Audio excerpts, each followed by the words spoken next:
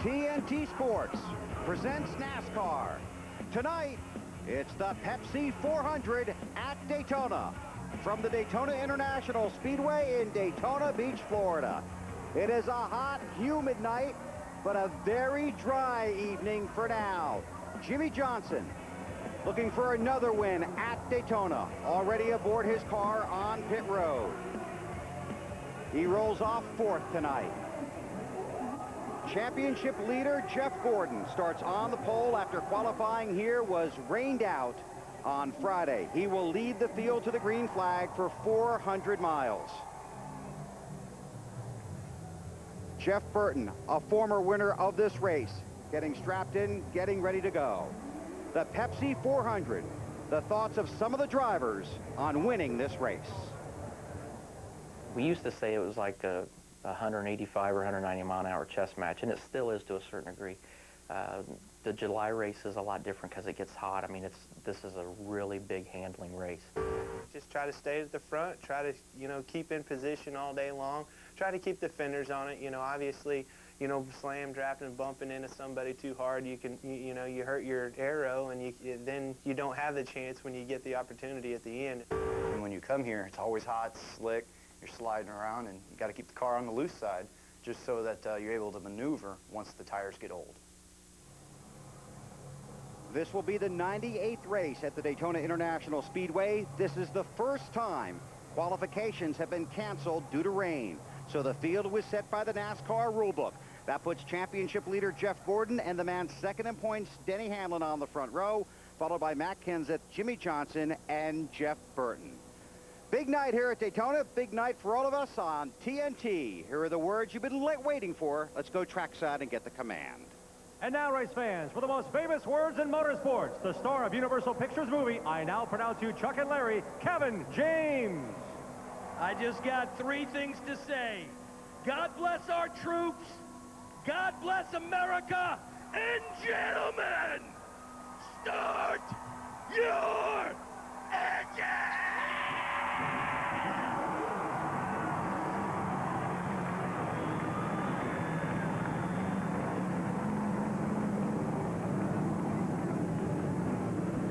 If you ever get the chance to give the command, that's the lesson you should follow. Kevin James with those famous words. And when we come back to Daytona, we will be wide open on TNT.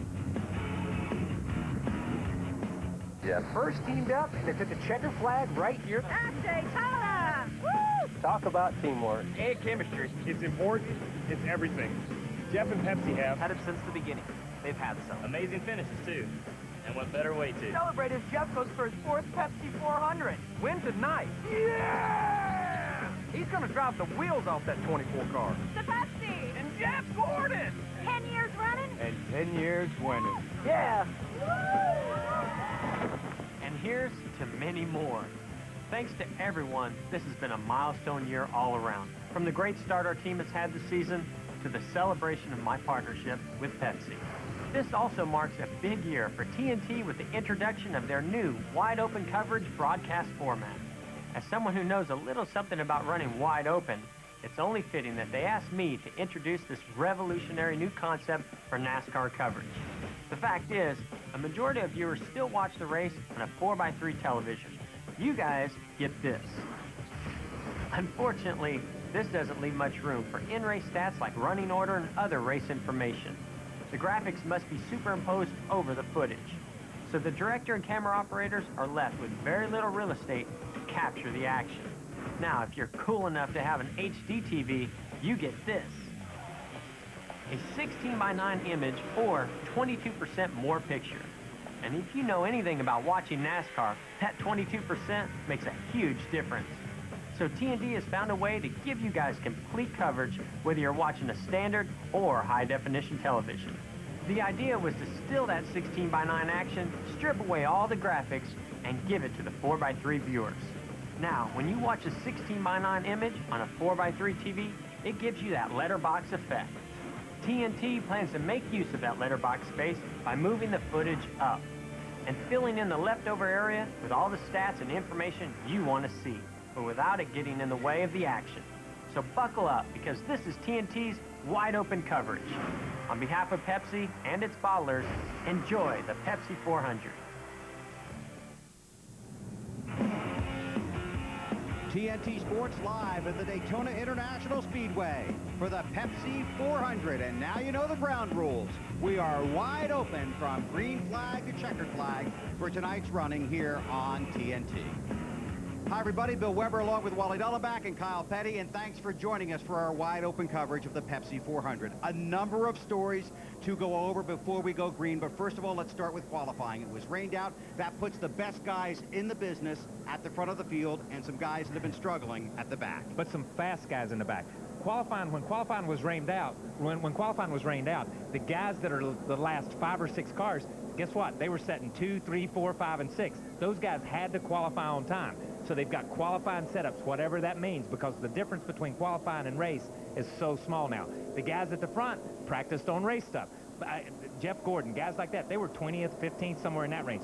So the guys at the front, they're going to be race ready. The guys at the back, they're hoping for that early caution so they make a change. This is an impound race, so once you qualified, you are not allowed to touch the car. The one thing we've been talking about for about the last hour and 45 minutes, though, is handling, and that'll be an issue. It really is. This is a different animal from the Daytona 500 because it's normally cooler, and you can get out of the throttle and get away with it, and there's going to be a big pack all the time. But it's different here. It's hot. It's slippery. Handling is going to be a premium. The guy that can keep the gas pedal down all the time is going to be the guy that's going to win this race. And you'll see 4 or 5 guys probably that can do that and break away from the pack. So you'll have different packs. But still, handling is going to be the key. These guys are working on it really, really hard. A little bit different than in February.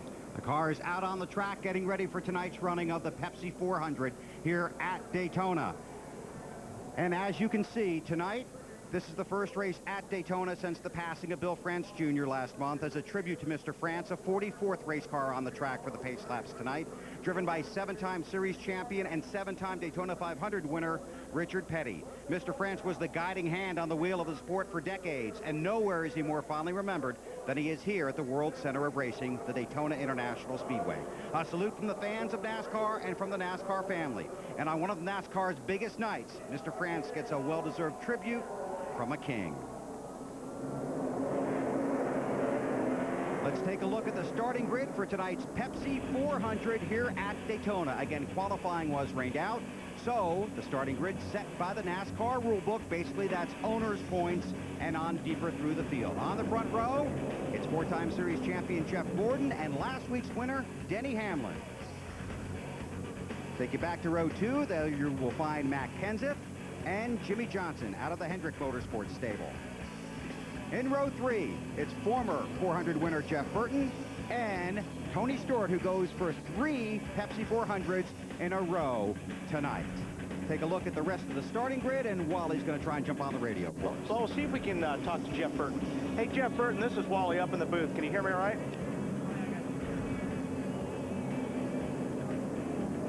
No, I guess not.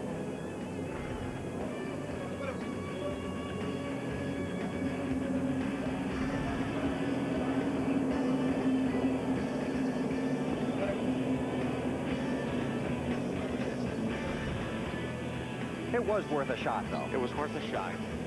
He was willing to talk. There you see back in row 10, Bobby Labonte, Juan Pablo Montoya. Row 11, Casey Mears, a winner earlier this year in the Coke 600, and Elliott Sadler. Tony Reeves is in row 12, along with David Reagan. Robbie Gordon on the inside of 13. David Stremme on the outside, the 40 car. Casey Kane on the inside of row 14. Reed Sorensen on the outside in the 41. Row 15, Sterling Marlin and Jeff Green. Ricky Rudd on the inside and David Gilliland on the outside. All these guys got in on their points. Joe Nemechek, John Andretti, these are all the top 34, 35 in points back to this point. I think Johnny Salter's the 35th car in points on the inside, and Brian Vickers on the outside. These are the guys that got in because of the points on rain. This is the way it worked, which sent Boris Said and some of those guys home. Paul Menard, David Ruderman back in row 21. And some of these guys, Kyle, were in trouble. I mean, you know, if qualifying would have went through, a lot of these guys would have went home. Yeah, some of these guys would have went home if qualifying had gone all the way through, because Boris said, and there were a couple of cars, even Kenny Wallace had a great qualifying Mayfield lap. was up there. Mayfield was up there. Those guys were in the top 4 or 5, and that's what, like we talked about at the beginning here, the guys that are starting first, second, third, fourth, and fifth, they did strictly race stuff. The guys at the back did strictly qualifying. And you saw that Ricky Rudd had to go to the rear of the field. That's for adjustments after qualifying at an impound race. Field will get 2 to go when they get to the start-finish line, this time on this 2.5-mile track. TNT would like to thank our sponsors for tonight's wide-open coverage of the Pepsi 400. Ford, NEXTEL, Miller Lite, AutoZone, DirecTV, Goodyear, Subway Restaurants, the Principal Financial Group, Toyota, and Pepsi. And a big thanks to those folks for tonight's wide open coverage here on TNT. You can see Richard. King's going to the back, Kyle. King's going he to got out of line. Hey, they must have made an illegal change here before the race even started. He was on the pole, but this is a cool visual right here, splitting this in honor of Bill France Jr. Is there any chance he'll stay out there, Kyle? No, I think my mother told him just to put just enough fuel in it to make it like 2 or 3 laps, so there's no chance he's going to stay. For 10 years, Pepsi and Jeff Gordon have been a winning combination. Let's race down memory lane and visit victory lane with the 4-time series champion. Pepsi and Jeff Gordon, 10 years running, 10 years of winning.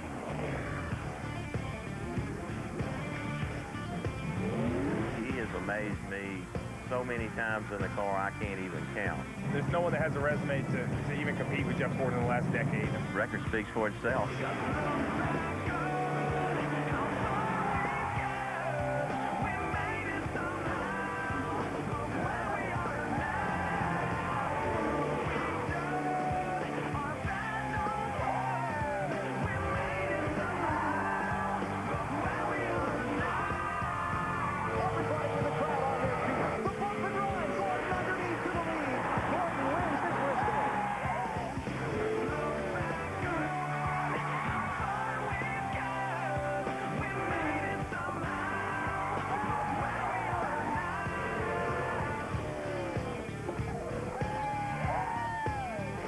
Jeff, congratulations on 10 years with Pepsi. You deserve every bit of the success you've had. That's a long run and a lot of successful time. Jeff, thanks for a great 10 years. Here's to our next trip to Victory Lane.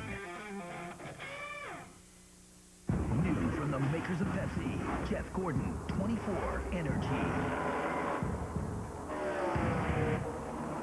For a limited time only. It's going fast. Field moving out of turn 4. They'll get the 1 to go signal this time. So many stories tonight. Last time this car will ever race here at Daytona. Last race for Dale Earnhardt Jr. for DEI at Daytona. Final stories from pit road. Ladies first. Here's Lindsay Zarniak. For Matt Kenseth, Daytona in February, it's very frustrating. In the past 3 Daytona 500s, his car's been great, but their day has ended in heartbreak. In July, it's when Matt Kenseth rebounds. The last 2 races here, he's had top 10 finishes. He looks to do the same tonight, starting from 3rd. Ralph Shaheen. This racetrack can get really slick in July. Tony Stewart thinks that can be an advantage for him since he grew up dirt track racing. He just wishes everybody would stop reminding him and his team that they have not won a points race yet this year. They're very confident, they've been very fast, and if it wasn't for some bad luck, they might have multiple victories. That first win could come here tonight. He has 2 points race wins right here at Daytona in July, Matt Yoakum. Ralph, it's been a special weekend for the stars of today, getting a chance to spend time with the heroes of yesterday, but nobody has had a bigger weekend than Kevin Harvick. Friday, he left his right footprint and handprint in the Daytona 500 Champions Walk of Fame. On Thursday, he quit 1 practice early. The 2nd practice, he left the race car all smiles, knowing handling is going to be so important, and he has a great race car. Finished 6th with it at Talladega. He's hoping to become the first guy to sweep both races at Daytona since '82 when he was 7 years old. To Marty Snyder. Well, Matt, the Daytona 500 for Clint Boyer was not that good. He left here upside down and on fire, but tonight tonight might be his lucky night. Check out the date. It is 07-07-07. And, of course, Boyer drives the 07 car. If he's able to win tonight, he'll become the third first-time winner in the last 5 races. This team qualified 12th, but the pit stall they got tonight, number 7. How about that, Larry Mack?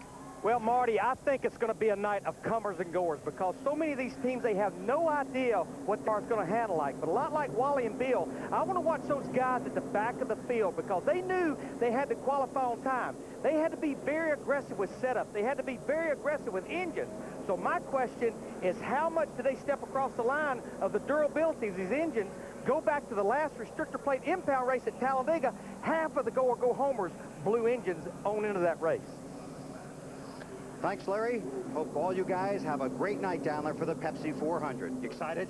This is good racing right here. A lot of fun. It's under the lights, and this is the Pepsi 400. It's a Pepsi 400. Let me tell you something. It's Daytona, and that's what you got to look at. And I don't mean to discount these guys that are at the back of the pack. Boris said, had to qualify last time, set on a pole, and went all the way to the front all day long. So these guys can't come from the back to the front. Elliott Sadler apparently has a problem. No first or second gear. Only the third time in the modern era NASCAR has raced on July 7th.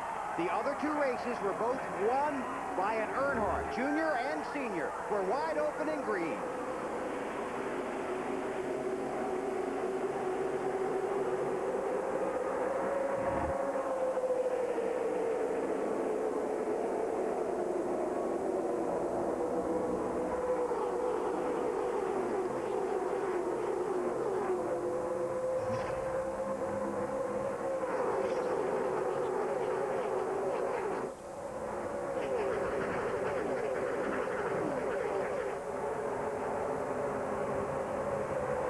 That's half a lap. About a lap from now, they'll be up to full speed. You saw Elliott Sadler dropping to the back. Jeff Gordon trying to pull away at the front. Now they're 2 by 2.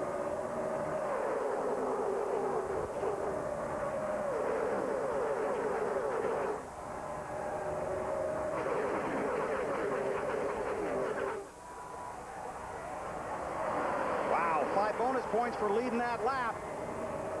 Jeff Gordon got him. Update from Marty Snyder.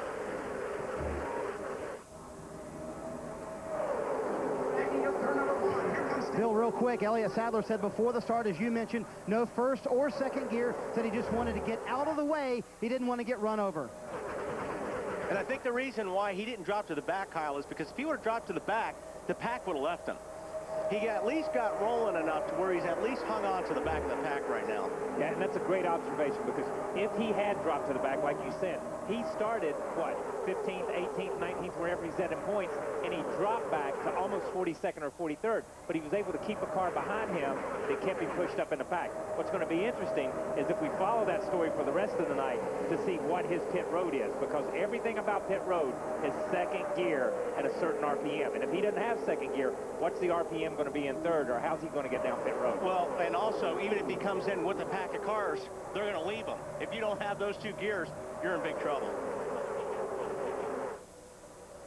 Sadler started 22nd. I think, you know, after a lap or 2 here, I think you'll start seeing these guys break out to 3 wide. I mean, the cars are moving around a lot. Whoa, Stewart cut it close there on Jimmy Johnson. And they do. There's going to, you could just tell those first couple laps, these guys were already anxious. These guys are pumped up ready for this race because of 2 reasons. And the main reason being they haven't been in race configuration and race conditions since Thursday afternoon when they did all their practice. They just came in Friday and won 1 single lap. And as you know, Wally, you just kind of get out there and run your lap, and that's it. And then some of we got trouble. Jeff Green in the 66 and Casey Kane. And there was a report that somewhere back in the field that someone might have been leaking. Caution is out, behind. That almost looked the way they were hooked there, Kyle, that somebody thought somebody was clear and wasn't. Yeah, it almost looked like, and you can't tell until we see it, but it's almost like somebody jogged left or right when they thought somebody wasn't there.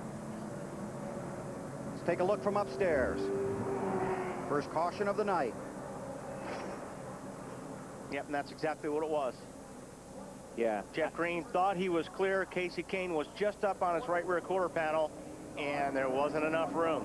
And it's not like you can jump out of the gas really hard or jump on the brakes. You got people right behind you. But you can see Casey Kane was there. Yeah, Casey was there, but I don't think Jeff had any idea that he was there, because this early in the race, Jeff was driving a conservative line. He just swung out a little bit to get down in the corner, and I don't think either one of them knew it.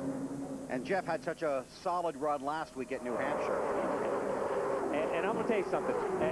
Jeff has been taken out of races at Daytona just like this on 2 or 3 different occasions when I was behind him. And not of his fault. This is just a racing incident. Three right here. And it was nothing. It was so close. I mean, just... All right, going to have a wreck here behind us. Wave them off here, wave them off. I tell you what, when we see the damage, if we could get a close-up of the damage on the 9 car, you'll be surprised at how little damage it really is on the right front, on that front. It's just barely caved that corner in over on the left side. His biggest damage is on the right side.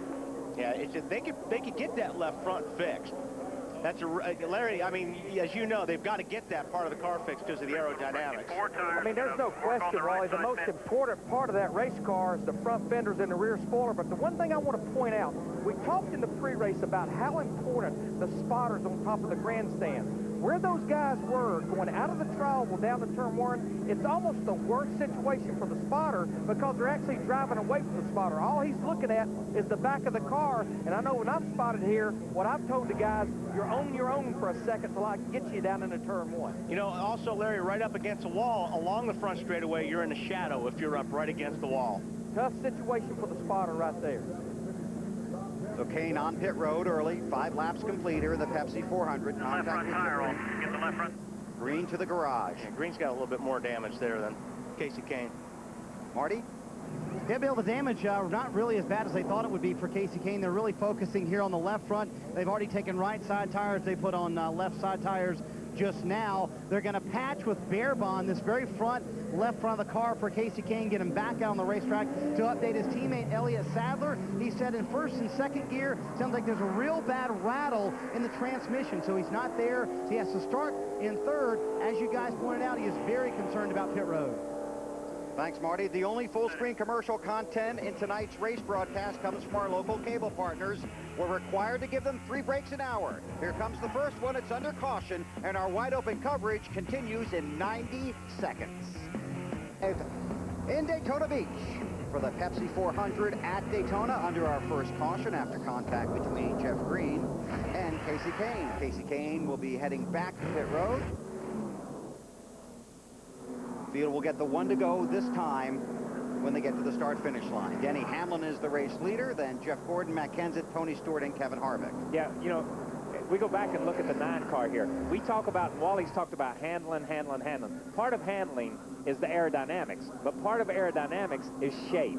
And the one thing they're doing here, they're putting Bear Bond on, and you can see them stretching that big red piece of Bear Bond over this. There's a hole in the front end. All they're really doing is filling in the hole, but they've not filled in the shape. So that car's still not aerodynamic. It's kept the air from blowing in, but the air is still not going to flow. They had a piece there that they looked like they were trying to fit, and they just kind of jumped away from it and decided just to cover the hole. Marty, what's the plan? Well, guys, one of the keys also stay on the lead lap, and that's what they're trying to do. They sent him back out on pit road, trying to catch the rest of the field. He caught up to them and then came to pit road once again. Now they're putting on that second patch that you wanted on, Kyle. There's damage also further down the right side. They're worried about that. They've got to clear that from the right side tires, or else they'll have a fender rub the entire night, and that won't work very well either. Thanks, Marty. Lights back on the pace car. This portion of NASCAR on TNT's Wide Open coverage is brought to you by Goodyear. Get there. And the blimp is here tonight, high above the 2.5-mile tri-oval here at the Daytona International Speedway. Dale Jarrett on pit road. Some of the cars that we talked about earlier in the day who had their qualifying setups, let's just call them in parentheses, okay? Because they had to race their way in. They had to race their way in. They've been on pit road during this caution to make adjustments. The 44, that's the second or third time, at least the second time, and they spent a lot of time up under the left front. I don't know what they changed, whether they adjusted the shock. You can sweep the shock and change rebound to keep that and make it a little bit more aggressive. Rebound-wise to qualify, they may have taken some of that out for handling, and the 22 obviously was a car that had to make it on time, and he's been down pit road. There were 53 cars here. A handful of them had to get in on their time. Qualifying was rained out, so the field was set by the rule book. Tonight's aerial coverage is brought to you by Goodyear, the official tire of NASCAR, helping NASCAR drivers to get to the finish line for the past 25 years. Let's check in with the guys up high. Wow, these are the best seats in the house. Yeah, sure is exciting watching the Pepsi 400 from up here. I mean, we could see the pit crews and all the fans camping out. Even that guy over there selling nachos. Nachos. Look at all the big logos painted on the cars. Yeah, I wonder where they got that idea. We've got our logo on every one of those cars, too. Being here, it makes me proud to know that Goodyear plays such an important part in all the action. Well, that's true. Goodyear's been the official tire of NASCAR for the last 25 years. Wow. 25 years ago, you were probably wearing acid-wash jeans and watching The Intimidator. Right. Oh, and I was wearing diapers and playing with toy cars. My point is, every NASCAR driver is riding on Goodyear tires, including every winner. If you're in the pit crew, it must feel good to know that you put on a winning tire. Probably does. You know, each year, Goodyear's Akron Technical Center produces over 150,000 race tires just for NASCAR. Get out of here. Goodyear tires may adapt race to race, too, depending on the degree of track banking and the type of racing surface. You're like a NASCAR encyclopedia. Well, DuPont Kevlar materials have reinforced Goodyear Eagle race tires for years. Well, that's really cool because Kevlar is also found in Goodyear tires featuring silent armor technology. That's right. You know, on any race weekend, a NASCAR team is going to use somewhere between 9 to 14 sets of tires. I can't believe it. Well, you better believe it, because it's true. No, I can't believe we didn't go visit the nacho guy before we got up here. You want a fruit chew? Oh, they're not the same. Anyway, it's time for us to sign off, so remember, whatever your destination, including Victory Lane, Goodyear tires will help you get there. And from the blimp, you can see the field moving through turn 4. Coming to get to the green this time. They'll complete lap number 8. Denny Hamlin is the race leader. Single file restart, pace car to pit road. It'll take them about a lap and a half to get to full speed. And these restarts, always critical. Green flag in the air.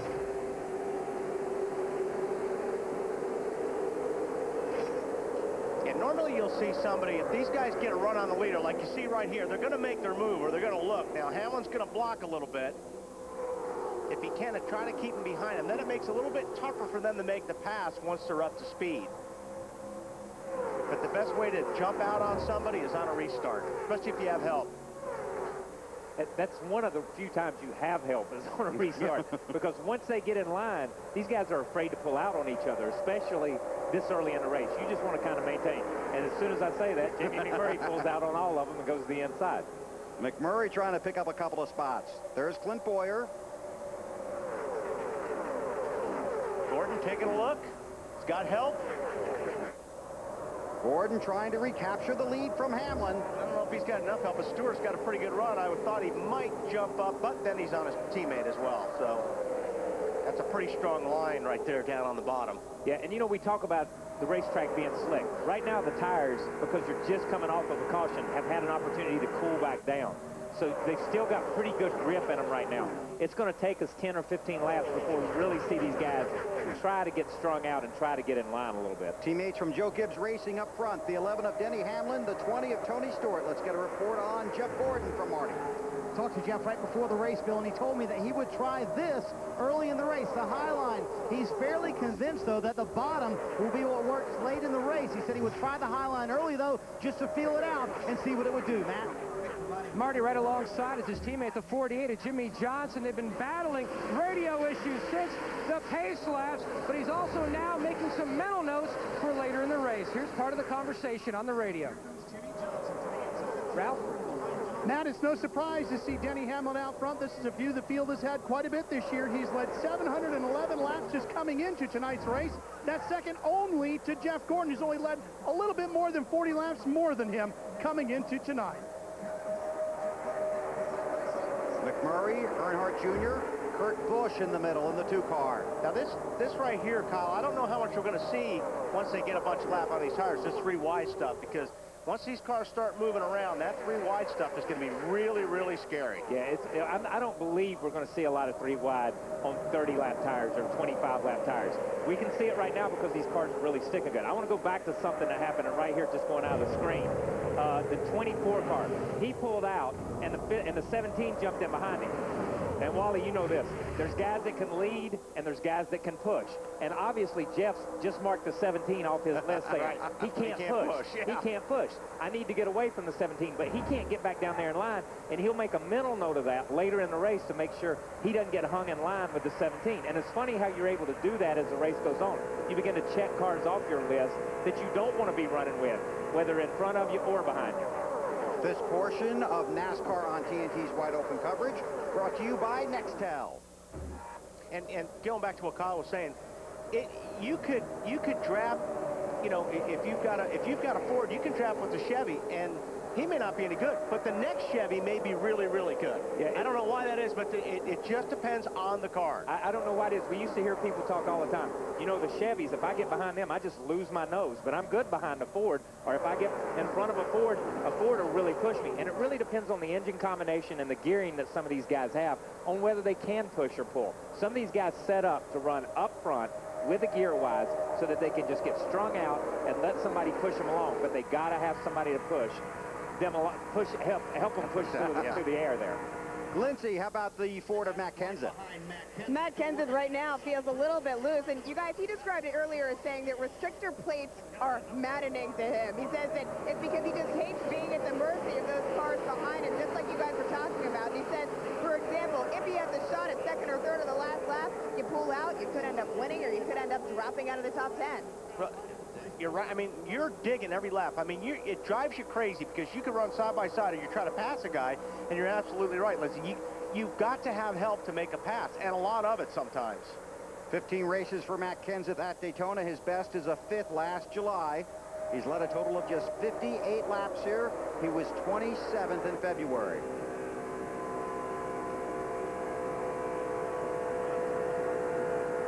Three wide.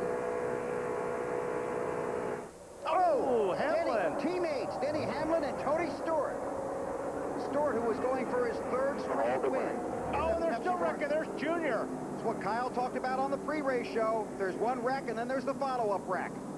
And Junior is in it. Reed Sorensen also in it. And that's a perfect example of the wreck being at the front of the pack. And people behind them trying to avoid them running over each other. Well, as you can see, Stewart had no place to go. He had no time to even react. Denny Hamlin, last week's winner. Steering wheel off. There you see 11 cars. Stewart's got a really good run.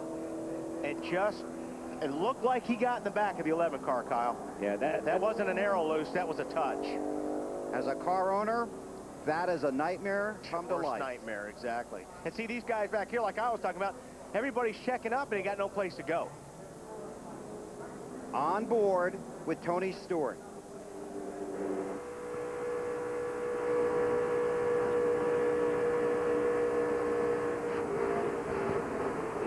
That was definitely contact there. They just, you know, he had a good run. You know, that's when you're making time up on a guy like that. You know, sometimes when you're coming up on him, especially in the corner, you'll get that guy loose. And Hamlin may have had to lift just a little bit because Tony Stewart got him loose to begin with. But still, in the end result, he hit him. And you don't expect somebody to lift that late up off the corner either. Now, I'm going to give Tony the benefit of the doubt on that one. Once you get out that far, you figure you got 15, 20 feet to catch it if it jumps out from under you. It's not going to go all the way to the top of the racetrack. Look how many cars are on pit road over here to the right. Look how many cars just came down pit road, locked it down, and came down pit road. You can come down pit road. You must make an attempt to reduce your speed. You can also go below that yellow line, which is out of bounds normally, but you can go below it to avoid the wreck. Matt Kenseth through the grass, Greg Biffle through the grass. Larry? Guys, let's go back to the Daytona 500 in February. Obviously much later in the race than this, but it was almost reversed. Tony Stewart was leading late in the race, right there in turn 3 and 4, got a little loose. Kurt Busch gets into him. Both of those guys get taken out, and they had the two best cars in the Daytona 500. Ralph Shaheen. Well, Larry, the 20 is into the pit road here, and they're thinking now they're going to probably have to go to the garage. They've got heavy damage to the left front of this car. They've got the right side of the car jacked up. There's heavy damage over there as well. This car is going to have a lot of work done to it, Marty. And further up pit road, Ralph Dale Earnhardt Jr. sits here trying to get his race cars fixed as well. Jr. actually said, let's take our car to the garage and maybe fix it there. Tony Eury Jr. overruled that a little bit, trying to keep him out on the racetrack as much as he could. You see them trying to bang out that damage on the right rear. There's also more significant damage on the left front of the race car, right behind that left front wheel. They're going to have to work on that as well. They're trying to get the right side fixed here first. You see them working on that damage. They'll put on right side tires, send him back out, and the next time they would like to come and work on the left side. But you can see that right rear significantly wrinkled up on the Budweiser Chevrolet. It's going to take a lot of work to get that car raceable once again. Thanks, Marty. Stay with him down there. This is at the back of Junior's car. You see, he Come in front of you, go low, go low, go low. Oh, and that's what happened. Somebody drilled the 43 car, Bobby Labonte, and ran into Junior. And, you know, on one of the replays, I thought Bobby had done a great job staying out of it, but evidently Reed Sorensen got into the back of the 43, it looked like, drove the 43 back in the Junior, and then the 41 of Reed Sorensen got into Junior. But that's what we talked about earlier. There were two distinct crashes there, two totally different wrecks, but all the cars ended up in one big pile right down here in the grass. The first one starts, and then the second one breaks out. I need a pack made for that fender right there. You know, and you heard him say something about Junior as they come to pit road about wanting to take it to the garage area. As a driver, you don't know how bad the damage is, but they preach to you in the driver's meeting. Minimum speed. If you can't maintain it, they're going to park you. That's your big concern. Lindsay. I don't have Jeff Burton is in, and he was saying before they were just a little bit tight. There you see them working on the left side of his car, changing left side tires. Matt. Jimmy Johnson wants to try to stay ahead of the curve, making a track bar adjustment, knowing this racetrack will get tighter later on. The 29 of Harvick, no adjustments. He hit pit road in the lead. Jamie McMurray into the grass. Boy, a couple guys in the grass here. Jeff Burton also in the grass. We saw that earlier in the day during the Busch race, but the clarification that we got from David Hoots from NASCAR was you can't just come at somebody and pull out on them and pass them in the grass just because they're running slower than pit road speed. But if you're forced out into the grass because somebody's pulling out, then it's okay to escape into the grass. And I think that's what we saw there, with people escaping into the grass. David Hoots, the series race director. Elliott Sadler very slow off of pit road. Remember, he has no first or second gear. It's Kevin Harvick. And that's a classic example that Kyle was talking about. All Burton was doing was avoiding a wreck right there on pit lane. With his teammate. Yeah. Nextel Cup fans, the Sprint Speed Million presented by Motorola Sweepstakes is coming your way on July 15th.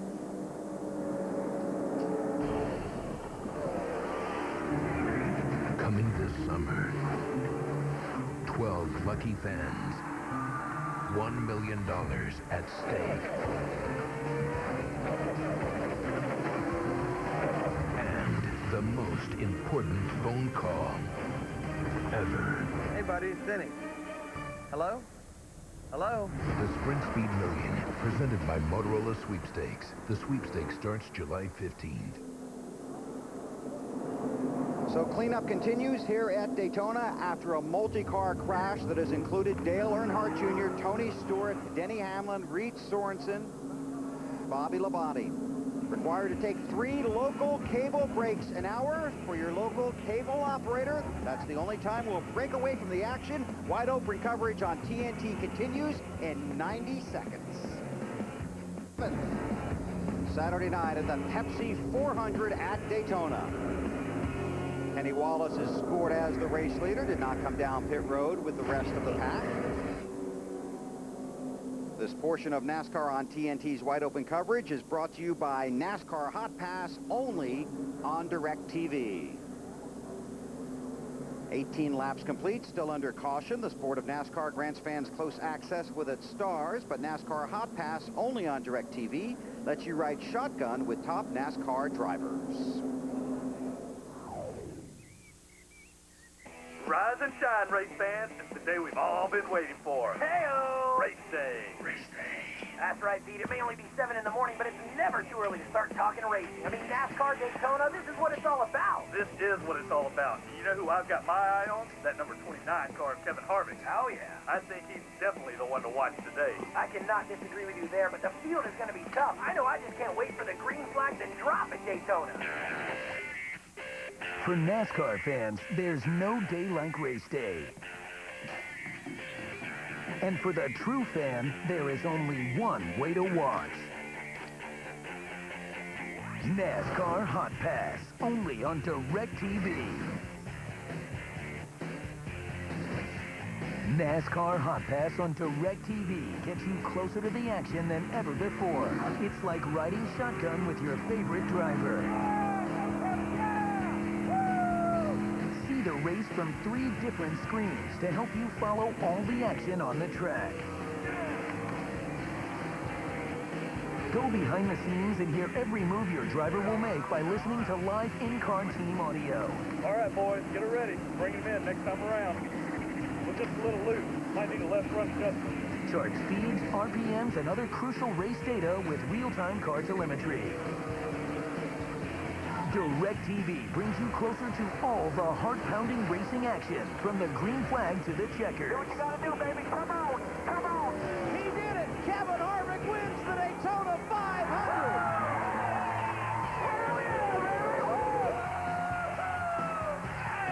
NASCAR Hot Pass, only on DirecTV. The only way to ride shotgun with top NASCAR drivers. You saw the green flag come back out. Kenny Wallace jumped on the pit road with the 1 to go. Clint Boyer in that 07 car with a 2-tire stop as the race leader. That's Martin Truex Jr. right behind him. And this is the perfect time to try 2 tires, if you're going to try 2 tires. And I think we'll see some in certain situations as the night goes on, and this was the perfect time to see what 2 does versus 4. You watched the action on the track. Let's check down in the garage. Well, we're with Tony Stewart. Tony just crawled out of the car. What happened out there? The 11 car decided to stop for some reason right in the middle of turn 4, so I'm sure he was getting tight because for 3 laps in a row we were catching through the center and the exit of the corner, and all of a sudden he just stops on the exit of 4 in front of 42 cars and I guess expects all of us to drive around him. So I don't know. He's tore up 2 really good race cars. He tried to crash us on Friday in practice and didn't get it done, so at least he finished it off today. Has there been some difficulty between the 2 of you? No, I mean, he's a young guy and he wants to be successful, but I don't know if he knows what the definition of team is right now. Lindsay? Well, Ralph, I'm standing beside Denny Hamlin. Tony was just voicing his frustration, saying that you slowed down there basically for no reason. What was your perspective of the incident? I don't know. I mean, I haven't seen the replay, but I know, you know, I'm looking out of the front windshield, and it's just the car's starting to lose its handle there, as was a lot of cars. But you know, myself, I really didn't slow up, you know, any more than I had, you know, lap before. But I think he was just a little bit closer than what he had been in the previous laps, and got into us. It's not too big of a deal, I don't reckon. Phil? Thanks, Lindsay. Caution on the track. Tony Raines. That was... Boys, go to the garage here.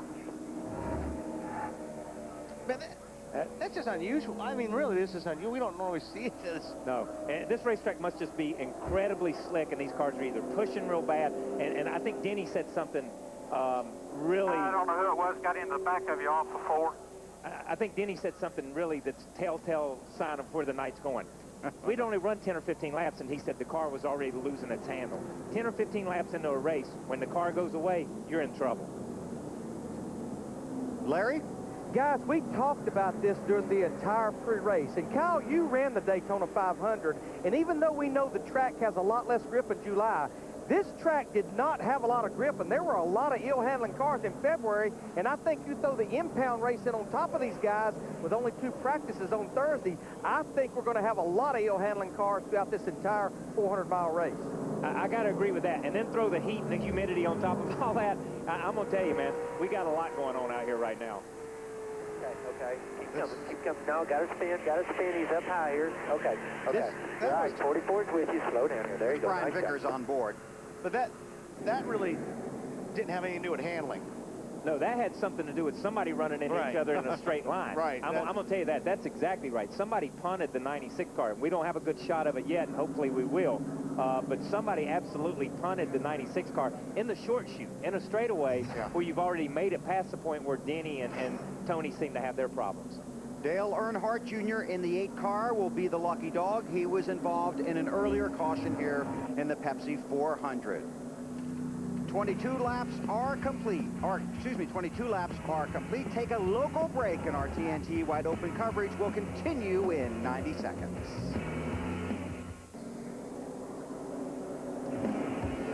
TNT Sports at the Daytona International Speedway, Daytona Beach, Florida, the Pepsi 400.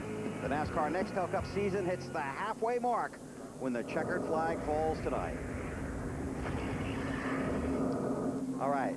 Now, we were looking to find out who might have run into Tony Raines.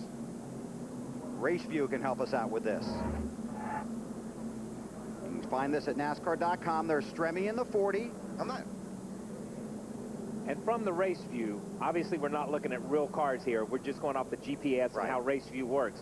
It almost appears as the 96 came up and the 40 was there, just like we saw with the 9 and the 66 earlier. Until we saw, if we don't have real footage of it, that's as good as we're going to get. But that is great coverage right there to at least let you know where it happened in the middle of the straightaway, like we said, running in a straight line. That cartoon's just going to rat you out, isn't it? If we don't get it. It's going to rat you out. It just ratted out the 40 car big time Yes, on that deal. And there's one other guy that knows what happened. Yeah, well, I'm sure we'll talk to him. Oh, yeah. He'd be driving the 96 car, and he's probably not very happy right now. How about it, Ralph? Well, we're going to walk over here to Tony Raines, who's sitting frustrated inside his car. Tony, what happened? Well, I don't know. I haven't seen a replay, but they're just telling me on the radio the 40 car hit us. And I don't know if, I don't know how he hit us. You know, if he hit us in the right rear or just trying to help us off the turn. But, you know, it's just a tough break for DLB Chevrolet. We had a decent car handling-wise, but this isn't the type of night we're looking for. And, you know, David and I come from the same area, but, you know, I'm sure he didn't do it on purpose, but I don't know what happened. Until I see a replay, I guess I'll just reserve judgment. Tony, there's a lot of torn-up race cars early in this race tonight. How come? What's crazy out there? Well, it's just slick. You know, it's typical July race. You can't get your car to handle real well, and you're running inches from each other, and one little slip, you know, you let off, and somebody can't get woed up, and they bump and bang, and I don't know. Everybody's just trying to get to the front. There's only one spot to run in the front, and there's 43 of us. Yeah, you know, and that was a good point. That's what I was just going to bring up. You see these guys bump draft, you're not going to get away with it tonight. As bad as these cars are handling, and as slick as it is, you're not going to be able to bump draft the guy, and it's going to be a lot tougher for him to recover. The difference in bump draft in the night, and it goes back to the handling. The differential in speed from what your car may be running and the other car, they're just knocking each other out of the way. They're not able to ease up on each other and bump them forward and do it that way. And I don't know if that's what we're seeing early in the race or if we're just seeing incidents where guys don't know other guys are there. Field has gotten the one to go. This portion of NASCAR on TNT's wide open coverage is brought to you by the all-new full-size Toyota Tundra. Go green when we get back to the line. Let's check with Larry. Guys, I've been watching the 8 team, Tony Eury Jr. and that group. Of course, the biggest thing, they're trying to get all the cosmetic damage fixed. But the other thing they've been doing, I've got my crew member, Mark Fine, there on the left rear, is they're trying to check the toe out. And what they did, they went to the right side with a string or a bar, and then they came to the left side. And what they're trying to make sure is that the toe out, that the front wheels, that the front part of it's out just a little bit more than the rear. That makes the car good and stable. So what they actually had to do is go to the tie rod, loosen it, and adjust it until they got the right toe out there where at least that car will drive good, and then they'll continue to work on the body damage as they get more pit stops. Marty. Well, Larry Mack, that toe was knocked out about 1/8 of an inch. They've been coaching Junior, trying to cheer him on to keep him out on the racetrack. They tried to keep him on the lead lap, Larry Mack, but they were not able to do it. So as a crew chief, what's your job now trying to coach your driver for the rest of this race? Marty, the good thing is we have the free pass. We have the lucky dog. So what they need to do is just coach him to just hang in there. We have plenty of racing left, and we will get a caution, and we'll get that lap back. Then we're going to make that race car where we can go back up there and race. Go back a few years ago at Talladega, that car was almost destroyed, and they fixed it, kept working on it. Guess what? He went on to win the race. Pace car to pit road. You might have seen Earnhardt shoot by there, trying to make up his lap as the lucky dog. Green flag in the air. Clint Boyer is the race leader.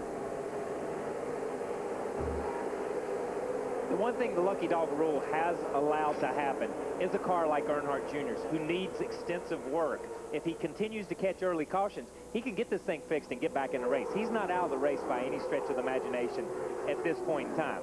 Now, if this was a little bit later in the race, yeah, color him gone. He's out of here. But right now, he can continue to come down pit road and adjust on this thing until they start lapping other cars. But he doesn't have any friends right now, does he? He doesn't have any friends, and they're gonna. And if this thing goes green for any amount of time, they will. This pack will catch him and put him a lap down. But once again, he's the lucky dog candidate again. You know, well, at that point in time. Yeah. Right now, Riggs is ahead of him. We'll see how the scoring trips when they go by this time. I'm going to be honest and tell you, I never even saw Riggs get a lap down, unless he was in one of these last incidents or ran over something. Marty?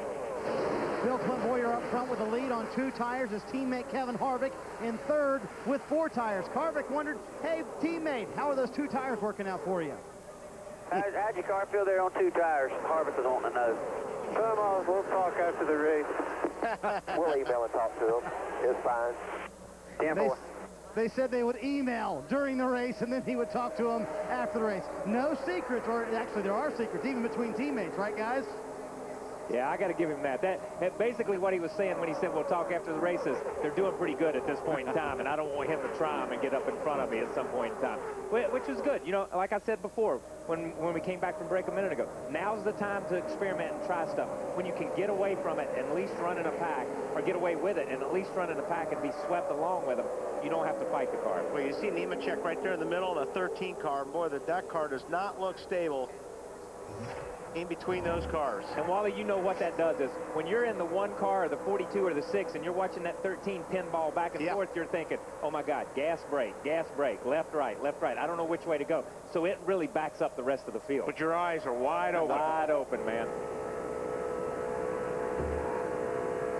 Down the backstretch, headed into turn 3. Harvick out of line. An update on his teammate from Lindsay.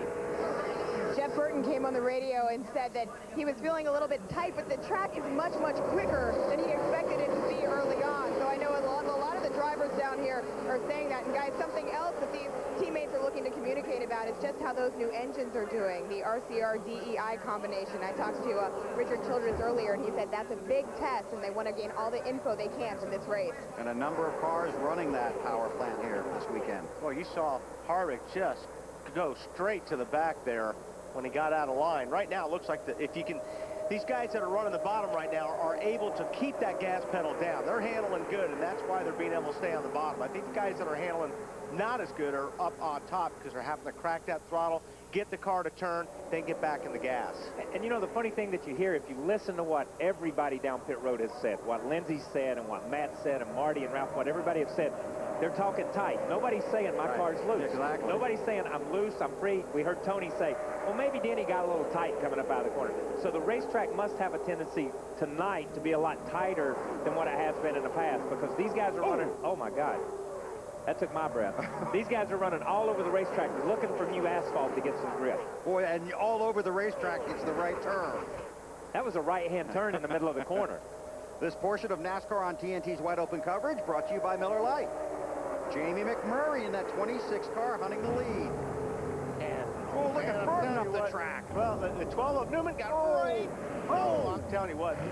These guys are flirting with disaster right there. And what you know, Burton's trying to say, is that hole still there? Is that still down there? And Newman's like, no, it's not here anymore, man. I closed that. But Newman did the right thing. He eased up a little bit and let Jeff back. But then you see the outside lane, how they freight train just from those guys checking up just a little bit. This is a give and take race. The first 120 laps is all give. The last 40 laps, all take. And the 26, McMurray takes the lead. I'm going to tell you, this 26 car has been impressive from the time we saw him go 3 wide early on. And we've not seen the Fords be that strong at a place like this, at the restrictor plates in some of these places. It's been Chevy all year long, but this Ford has come up through there. 166 races since Jamie McMurray went to victory lane, Ralph. Well, the key to that move, too, Bill, is the fact that he got some help getting out front. Now he's got everybody tucked up behind him, and he's going to try to stay there for a while. He says the car's a little bit tight. On the last pit stop, they took a half round out of the track bar, put 4 tires of fuel on it. He just said just moments ago, even with those changes, car is still a little too tight. But boy, is it fast. Key word tonight would be tight. McMurray up front. You watch the action for your next tailgate party, summer cookout, or night out with friends. Miller Lite is always a good call. Miller Lite is the original light beer.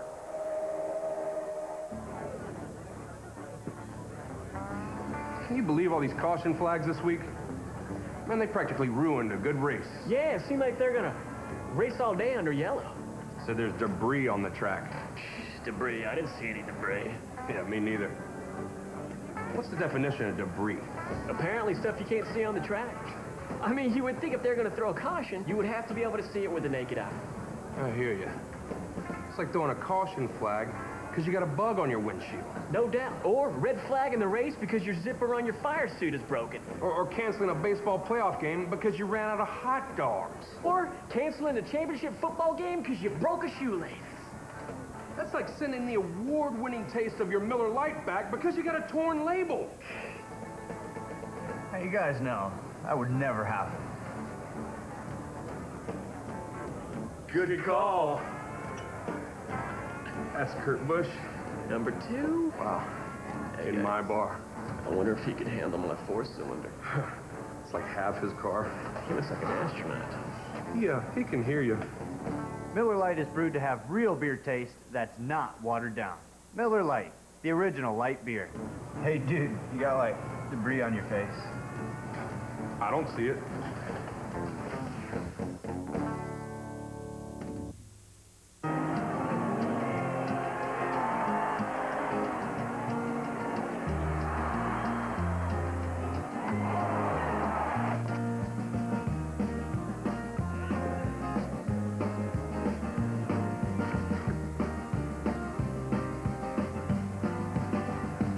Here's to the light beer that wins award after award, year after year. The original and still the greatest, Miller Lite. Good call. You saw we remained under green here at Daytona, but we also showed you Jamie McMurray going down pit road. He was black flagged for going below the yellow line and improving his position. Watch McMurray, 3rd car in line there. That's Jeff Gordon in front of him. He went to the right and he had a good run on. He's below it, man. If you get the left sides below that yellow line. Even though Jeff gave him room, when he faked right and moved left, Jeff, you see Jeff move to the right a little bit and give him room. But he went so far left that he went over that line, maybe a foot, maybe a foot and a half, 12 to 18 inches. But it doesn't make any difference. The yellow line is the yellow line. But he didn't think he did.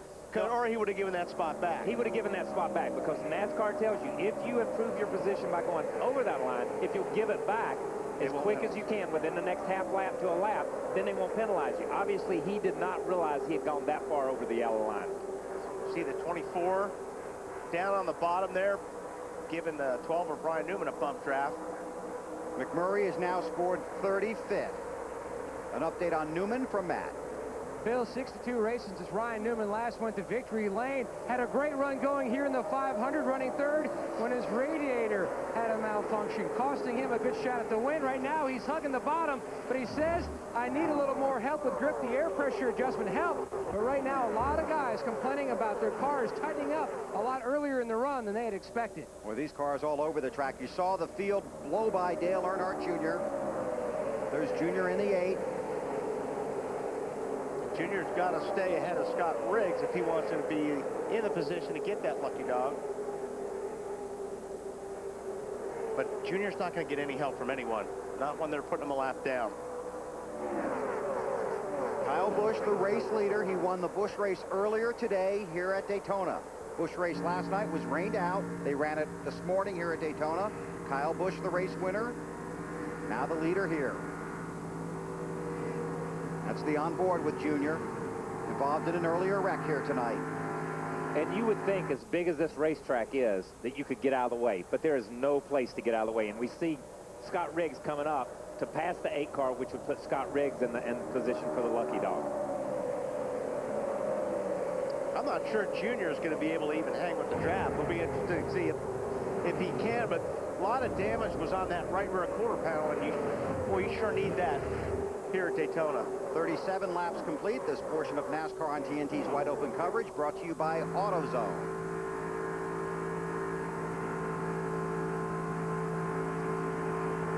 On board with Junior.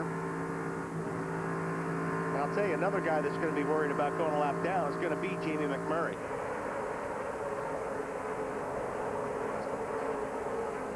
Well, Larry, how would you like to be crew chief on car 26 right now? Well, Larry Carter, his crew chief, has got to be quite a coach right now. We always talk about the draft at Daytona and Talladega, and we can take 10 or 15 minutes to describe it. But in simple form, on the stopwatches, what we go by right now, with him being by himself and not in a pack, he is anywhere from 3/4 of a second to a full second slower than that pack up there. The biggest thing they need, boys, a good old caution right now. McMurray is in turn 4, and the field is just about halfway down the backstretch right now. And they are coming. When you're coming, Jamie, if we get a caution here, probably what we'll do, since we'll be the lucky dog, we'll come in and pull that soft rubber out of the... He actually only be the lucky dog if he loses a lap. Marty?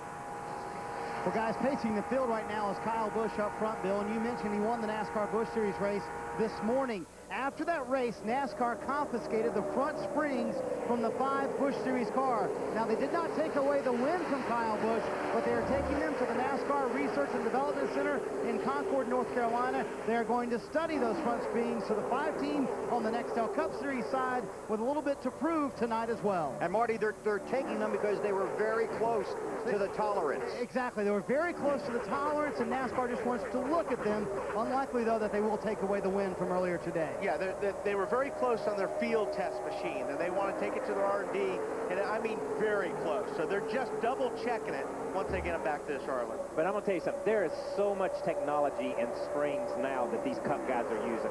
You know, used to, you'd take a spring that was 13, 14 inches tall, you'd cut it off to 8.5 inches, whatever, rate it and see what it was. And it was a progressive spring. It would start at 800, go to 1,500 or 2,000 pounds. These guys have 8.5, 8 3/4 inch inch springs that are flat linear springs. They'll be 800 pounds all the way out. So it's pretty spectacular to see how the technology has changed in that area. Clint Boyer pushed to the lead there. Yeah, no kidding. Carl Edwards helping out. Larry? Yeah, I think we need to expand on this front spring situation. When you look at the NEXTEL Cup cars, there's really no rule on the rate of the front springs. You can do whatever you want. Now, they mandate the rate of the rear springs at 375 pounds. That keeps that rear spoiler up in the air. But the difference in the Busch Series, they mandate the rear springs, but they also mandate the rate of the front springs.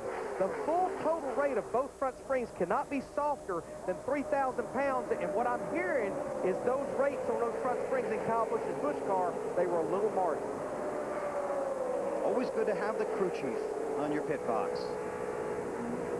You can see how close they're racing here at Daytona in the Pepsi 400. Fans, for your next automotive pit stop, get into AutoZone.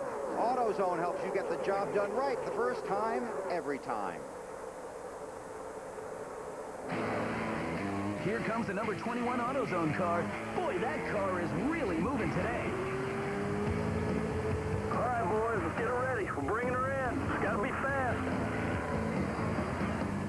When you're in a hurry and you've got to get in and out, you've got to have AutoZone, powered by ZNet.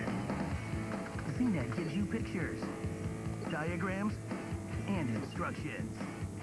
It's innovative technology, helping you get what you need faster, so you can do the job right the first time, every time. Good job, guys. Good job. AutoZone, powered by ZNet. Don't miss out. Get to AutoZone to take the new ZNet system for a test drive. ZNet provides vehicle-specific repair information that gives you step-by-step instructions. Whether you work on vehicles every day or just getting started, ZNet provides the advice you want. ZNet, available only at AutoZone. Get in the zone. AutoZone. Still under green here at Daytona. Two-time Daytona winner Dale Earnhardt Jr. to the garage. Involved in an earlier wreck. There you see him make the turn. Marty? Well, Bill, I think when they went down the lap, what we just saw a moment ago, they finally just said, you know what, guys, let's just take it back to the garage. It was Junior's suggestion, actually. Let's go back there, let's fix it, make it right, then get back out on the track and be competitive. You guys know, Kyle and Wally, no fun running out there when you're absolutely not competitive at all. Well, I thought he was going to have a problem. When I saw all that damage on the right rear quarter panel, I didn't think he was going to be able to hang with the draft. And I think they've got that body so out of whack, they can't stay with the pack, so they may as well, you know, get it worked on. And I'm going to tell you, as much aero damage as he has, and you know how it is, when a pack comes up on you and the air begins to juke your car around, it can turn it left, it can turn it right, and if the toe end's already out, so you've got a handling problem and an aero problem, man, it takes your breath when the pack passes you. And You just want to be safe. You just want to be safe. And I think that's what Junior's doing, is say, let's make this thing safe for everybody, not only for myself, but for everybody. Sorry about that, Kyle. Also 12th in the championship standings. Matt? Bill, Jimmy Johnson was complaining earlier his car was a little too tight in traffic. Moments ago, we just came on the radio and said, my car is just so good on entry to the corner that I'm losing grip in the center because of that. Right now, just riding along in 7th. Thanks, Matt. This portion of NASCAR on TNT's Wide Open coverage is brought to you by Jeff Gordon 24 Energy, new from the makers of Pepsi. And Kyle, as you predicted, they are starting to get strung out a little bit. They're strung out, and as you watch some of this pack run, especially Kenseth at the back of this pack, when they get to the corner, they go low, he goes high. As we look through the corner, these guys are using up the whole racetrack. Some of them are still on the bottom, but some of them are running mid-pack or middle of the racetrack, and some of them are running up the racetrack. You see the 48 right in the middle, right along in there. You see the 17 all the way, and when they come around, you see the guys behind them. They're not really racing with each other. They just run through the corner and then get back in line as they come down the straightaway. And they're running up the racetrack because they need it all. The cars are sliding that bad as we ride on board with Jeff Gordon. These cars are just in a big four-wheel drift, and they're using all that racetrack. A lot of times when you listen to a guy's radio, he'll say, man, I'm just having to pinch the car off the corner. I need the whole racetrack. And that's what Wally's saying. These guys need the whole racetrack to get their car to drive good, rotate good, and to be able to use all their engine. It's Juan Pablo Montoya in that 42 car that jumped in front of Gordon, now slips down a little bit to the inside. You could hear Jeff working the throttle right here. Right there, he lifted out of the gas just a little bit. And it's funny. And you can see he got back in it right there. Right there. But it's like Wally said, the trick is, and really, when you listen to these guys, the good guys let off getting in the corner, get their car to set, and then go back to the gas as hard as they can. You'll see these young guys, they'll drive it in the corner until it almost hits the wall in the middle of the corner, lets off, and it makes the front stretch slow and the back stretch slow.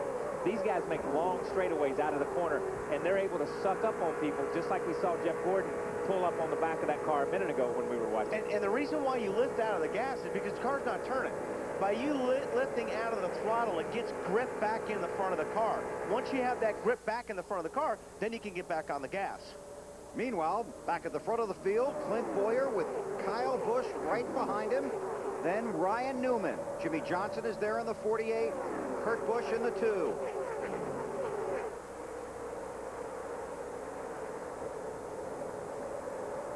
Fans, stay tuned for 24 by 24 Wide Open with Jeff Gordon immediately following the race on TNT. Here's a special preview courtesy of Pepsi.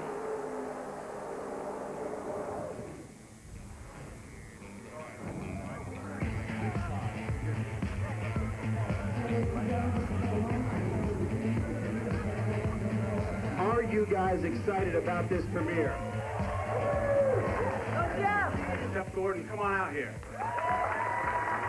I live a pretty cool life. You know, life is good. You know, there's hard work that goes along with it, but it's a huge reward and payoff at the end of the day, and it gives me the opportunity to do some really cool things over the years. So that's why we're here tonight. You know, I hope everybody gets to see something that you just don't get to see every day. It was awesome. It was awesome. Crazy. Best I've ever seen. Jeff Gordon's typical day at the office. 4 hours and 500 miles. The rest of the week is up for grabs. Going in. 24 by 24, wide open with Jeff Gordon. He won't race for second. If you see that checkered flag, there's no greater feeling than that. Buy the extended version on DVD to experience over 30 more minutes of feature action. Plus, behind the scenes and deleted scenes. In stores everywhere, July 10th. Clint Boyer continues to lead. They are racing all over the track and using all of the track. Yeah, they're saving their life all over the track by the looks of it. NASCAR is also keeping an eye on the bumper cover of the 43 car Bobby Labonte. And we saw Bobby get in the accident with those guys earlier, with Junior and a couple of those guys. Was turned into the outside wall, and we never really followed up on it, but obviously he's got some damage that they didn't get fixed, and now they're NASCAR's taking a good look at it. There you see our race summary. 7 different leaders. 12 caution laps. There's Tony Stewart. 34 laps down. But at the same time, and you say, why does somebody go back out when they're 34 laps down? Right. It's a 160-lap race. You know, if something happens here and takes out a bunch of cars, he moves up in position. And even though it's 3-point increments, when you're trying to stay in that top 12, and you know, we saw a good example of it earlier. The 78 cars stayed out and led a lap. And you say, well, what difference does it make if Kenny Wallace leads a lap? Let me tell you, he got in this race after the rain because of the points, and those 5 points were important. So every point in this chase is always important. Carl Edwards working hard. Yeah, I mean, this is a great shot. Cautious with that dude, Carl. He almost crashed 5 times in the bush race. This is going to show you, you know, I mean, it looks fairly easy when you're sitting in the grandstands or at home watching these cars go around. They look like they're driving smooth, but they're not. You're wrestling these cars, especially on a night like tonight when the racetrack is hot and slick. You turn down in the corner, and you're sawing on that wheel. Look at his eyes. Oh, I'll tell you what, that 42 car looks like he's got his hands full right there, and that's exactly what the crew chief was talking about, was watch out for that 42 car, because he actually looks like he's loose. Juan Pablo Montoya in the 42. That was Carl's spotter, and Carl just went ahead and let Jeff Burton jump up in there to take the blow if there's going to be a blow delivered here.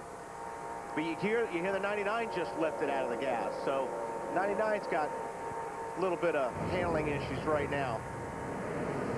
This portion of NASCAR on TNT's wide open coverage brought to you by Subway Restaurants. You see him looking up in the mirror. 18 cars getting a good run, so he's watching in this mirror to see, okay, where's he going to go? He's going to pass me low or high? Is he going to hit me in the bumper? And he figures he needs to run the high ground. The 99 needs the top of the racetrack, so he's going to say, hey, if you're going to pass me, you better take me down the bottom or I'll wreck you. And you could see Carl. Carl went in under that white line. But the very top takes off, sliding the nose big. Under that white line. We're going to do a round of bite out. Half pound out left side tires. Inside. Talking about the changes they're going to make. Yeah, they're talking about the changes they're going to make, but you saw him go below the white line and slide all the way up next to the wall. Just like they said, they're going to take a round out and let some air out of the left side tires. Taking a round out will free the car up chassis-wise. The left side tires will also free the car up, but at the same time, a lot of times dropping some air out of the left side tires will give the left sides a little bit more grip to help the car rotate. And what I meant by, you know, you better take me on the low or I'm going to wreck you, is just what he said. If you get up on the high side of me, my car's going to push up the racetrack, and I may run into you. It may not be on purpose, but that's where my car's sliding to. Boyer continues to lead. Let's go back and take a look a moment ago at the 5-car of Kyle Busch. Similar to what you guys were talking about. Oh, man, he's loose way in that corner. And I'll tell you what, that's a great, it doesn't look like much, but I'll tell you what, when you're running, and he did it twice and saved it. Which he does that a lot. He saves a race car being loose a lot, Marty. How would you race car drivers describe that one to your race team? I wouldn't be able to talk for about 4 laps. I'm just going to be honest with you on that one. He said that was stupid sideways, as he called it. And then he came back on the radio and said, oh, yeah, and it was twice, too. He said he's loose on the bottom, but he's too tight up top. So you got to decide which line you want to run. If you want to be fast, you want to be on the bottom, he's got to deal with that loose condition. Now, the problem is, too, when you're that loose and you've got something like Newman on your rear bumper, that's even going to make it twice as bad. So he's going to have to be real careful. If that 12 car gets really, really close to him, don't be surprised if he pulls over and lets him go, because you can't have somebody on your rear bumper if you're that loose. It just makes it 10 times worse. Getting close to pit stops, 35 cars on the lead lap. Among the cars not close to the lead lap, Elliott Sadler, Dale Earnhardt Jr., Tony Stewart, and Denny Hamlin. Pit road report from Matt Yoakum. Bills are closing in on the next round of pit stops. Now the spotters, especially in the 48 pit of Johnson and the 01 of Mark Martin, they will remind their drivers about their pit board signs. Now Mark Martin said in the pace laps, the signs all look illuminated except for the 01, the 45, and the 48 due to the shadows. Johnson, he had to slow down. And that was, see that coming. As loose as Montoya was, and the 29 was right up next to him, and I think Montoya got loose and got right up into Kevin Harvick, and Harvick slams the wall hard. Harvick won the Daytona 500 here in February. Clearly slowing on the track. Another look. Hit the wall a ton. Yeah, watch the 42 car comes up, and he just slides into Harvick and puts Harvick in the wall. And you heard Kevin right there before we went to replay. I hit the wall a ton, and I'm going to tell you, that is a ton. You don't realize how hard you hit the wall. You see it correct, and bang, right there. It moves the rear end to the left. It moves, it takes all the camber out of the right front, just stands the right front tire up. There's a lot of damage to that car. He's going to have to come in, or this thing's going to, you got massive tire rub here besides his other problems. This is on board with Carl Edwards. See Harvick's car in front of him. He did a nice job hanging on to that, but you can see the subsequent damage. Harvick trying to slow, get below the rest of the traffic and get back to pit road. I was just going to say, that tire's coming apart right now, and that's not going to be good for anybody. But the caution comes out. Caution's out, caution's out. Caution's out. Now, if he can get in and get this thing changed and get back out, then it's good for Kevin Harvick, but it's not good for long term. It's not, because it's going to tear this thing all to pieces. Yeah, you see the tire coming apart right there. Before it takes the right front fender off. That's a lot of damage. A lot of damage. So the caution is out. Right side tires, guys. Just put right side tires on it for now. And this is Harvick after he's hit the wall once. Yeah, it just won't turn.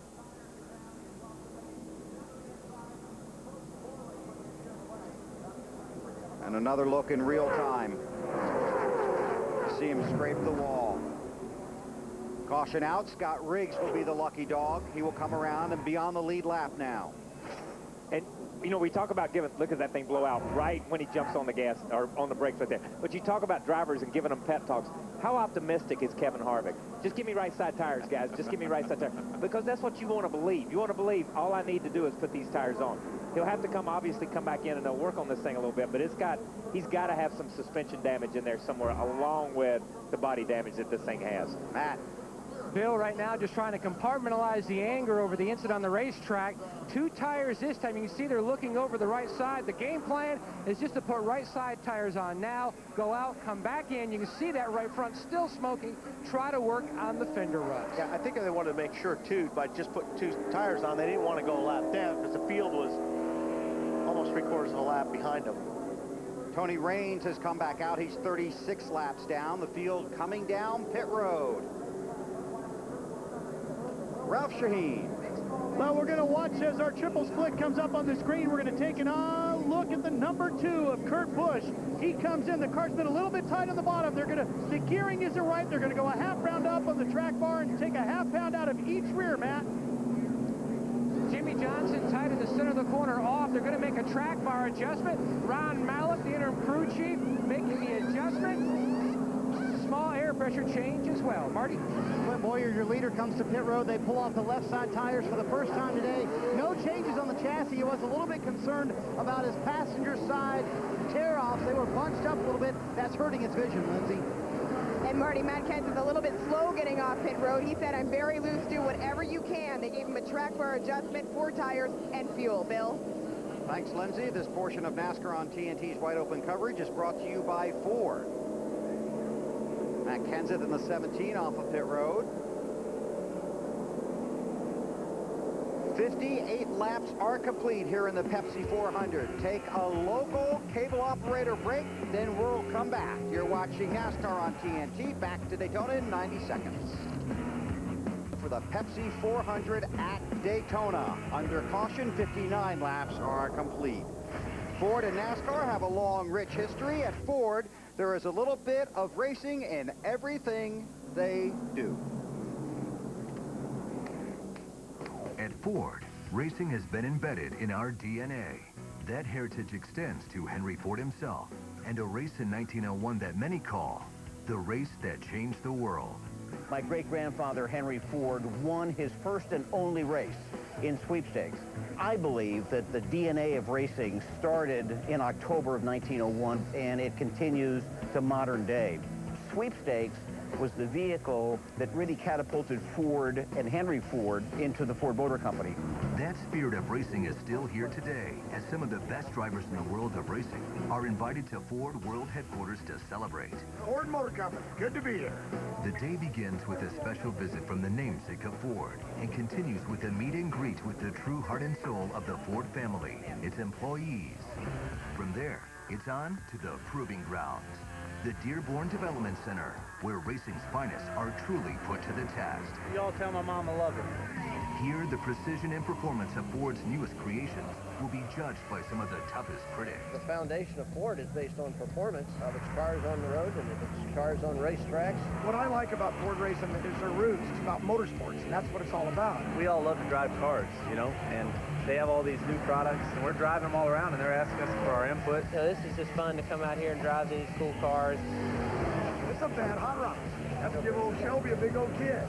Think you're at Darlington, you're up by the wall, you know, that edge, you can put it over the edge. That's the most fun I had out here today. Man, the Fusion's unbelievable. The all-wheel drive, it just handles so good. God, it's fun to drive. It's just neat to come and mingle and drive all the new products that are out there. I can't wait to get back and go out there. I'll see you guys later. When you get a pro driver driving a car that's made for everybody, excited, we've done our job. And we're going to continue doing our job. At Ford, there is a little bit of racing in everything we do. That is how it started, how it is now, and how it will be. Carl Edwards, the highest running Ford at this point. He's in the 6th position behind Clint Boyer, Kurt Busch, Kyle Busch, Ryan Newman, Casey Mears, the top 5.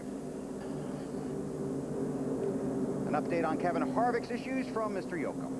Bill, the day has taken another turn for the worse for Kevin Harvick. His spotter, Billy O'Day, said they still had a tire rub. They brought him back down pit road. They were working on it. Todd Barrier said, look, let's fix it and fix it right. If we go down a lap, which they have, we will. Right now, they're still trying to work on the cosmetic damage to that right front corner of the guy who won the Daytona 500 back in February. That's right, Matt was going for the Daytona sweep here in 2007. Will not happen this year.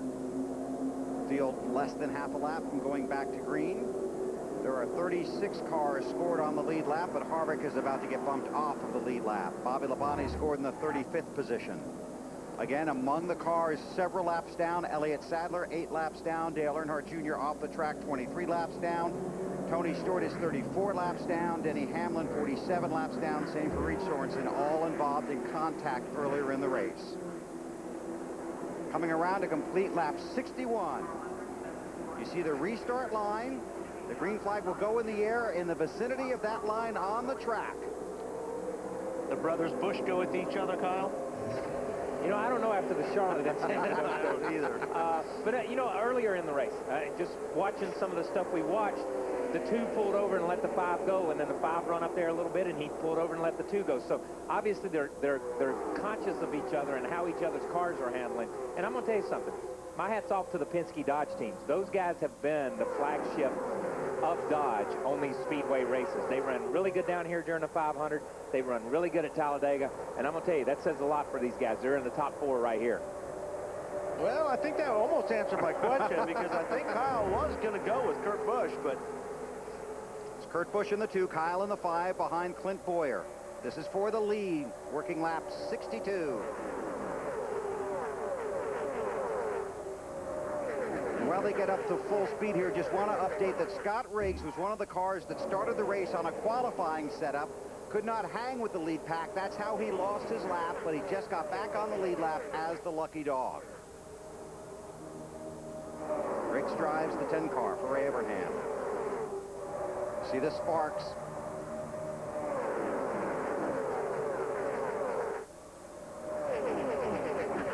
Larry, what are you up up to? Well, I'm always up to something, Bill. I know Scott Riggs was the lucky dog, but trust me, guys, the real lucky dog, Jamie McMurray in that 26 car, those guys hung on the lead lap after having to come to pit road for a drive-through penalty, going out of bounds. Now he's already back up there in the lead pack in the 29th position. That's the real lucky dog situation. And what kind of adrenaline is pumping through you now after you got back on the lead lap when you really weren't very lucky? A lot, because you've got to get a race car. And it was early enough in the race where they know they had plenty of time to get this done, get their lap back, and be patient and get back to the front. And you'll see him there before this race is over. Yeah, I think you will. We saw him drive up in the first part of the race, take the lead. Yeah, he went below the line. He got penalized. He goes to the back, but he's got plenty of time to come back to the front. You make it sound like it's such a simple thing. When you have a good race car, it is. When you have a car like his car was driving the first part of this race, if it stays that way, it will be incredibly simple because we've seen these cars separate after 20, 25 laps. This portion of NASCAR on TNT's Wide Open coverage brought to you by Goodyear, the official tire of NASCAR. Report that Dale Earnhardt Jr. is getting ready to come back on the track and that Denny Hamlin will also be coming back out. And remember, when these guys come back out... Good right now. Radar looks good right now. These guys are still asking about weather. Somebody is. When they say radar looks good, yeah, somebody's asking about weather to see if any rain's coming. How hard do I need to go? That was McMurray's team.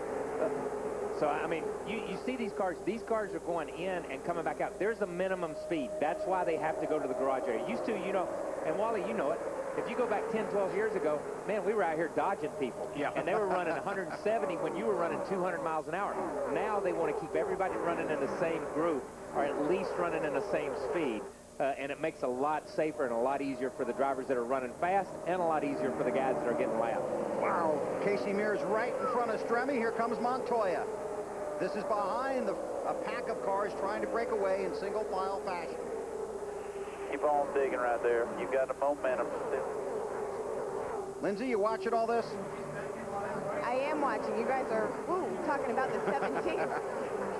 Down here, I'm in the 17 pit right now, and they've had a concern all night because their pit is right next to Sterling Marlin's. The colors that these guys are wearing are identical. Well, that's why Matt Kenseth, when he pulled into his pit stop, came a little bit close to the wall. I'm not speculating, but I'm just saying it could be possible that he did pull in too early because he thought that the pit was his before, but he actually got on the radio and apologized to his crew.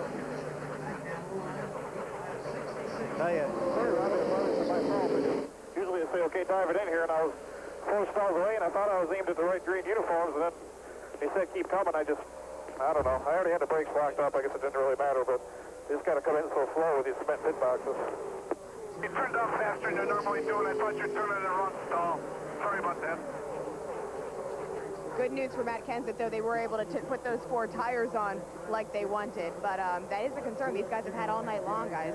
Thanks, Lindsay. That was Robbie Reiser, his crew chief, the other voice you heard on there. And that is one of the best driver-crew chief marriages in NASCAR NEXTEL Cup racing. You know, how many times have we heard conversations between Robbie Reiser and Matt Kenseth, and it sounds like they're sitting at their kitchen table talking. They never raise their voice with each other. I don't think I've ever heard them raise their voice with each other. And they were bitter rivals growing up as drivers. And I can tell you, when I was on pit road, I'd have Matt stall, and he and Robbie would be talking about, you know, what's he doing in our stall? Get him out of our stall.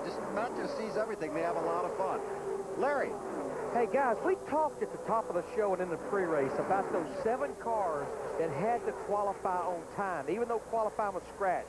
And one of them I've been watching, and he was awfully quick in practice on Thursday, Dave Blaney in that 22 car. I think those guys had those 3 pit stops, Tommy Baldwin in that group, to work on that race car. He has raced his way up into the top 15. So don't count this cat out, no pun intended, as far as being a contender tonight.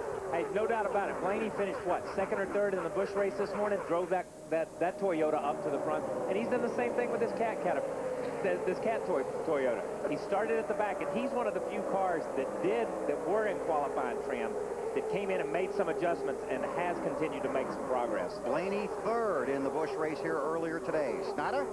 They finished second and third in the 2 Busch Series races here at Daytona this year, guys. And Kyle, you know the work that goes into changing over from a qualifying setup to a race setup. They actually changed on the first stop today the right front spring on this race car. They've also changed spring rubbers. They've done about everything you can to that 22 car. Good call by Larry Mack. They're running well now. Larry Mack's all over that crew chief stuff, isn't he? Hey, when they start changing springs and shocks like that, Larry's right there in the middle of it, man. He's down there trying to help. He's the 8th man over the wall. Hey, guys, let's talk about another car. Actually, that was bumped out of the show of the 39 cars. I knew you were going to get to this. Right behind them, Ryan Vickers in that 83 car. The tail 2 tapes, qualified good last week at Loudon, kicked out in post-qualifying inspection, and this has been the nature of this team all year long. When they get in the race, they race great. It's just getting in there that's been the challenge for this crew. And Vickers is a good plate racer. Well, he won at Talladega in the fall, so yeah, he knows what's happening. There you see Brian in the 83. On board his car, J.J. Yaley in the 18.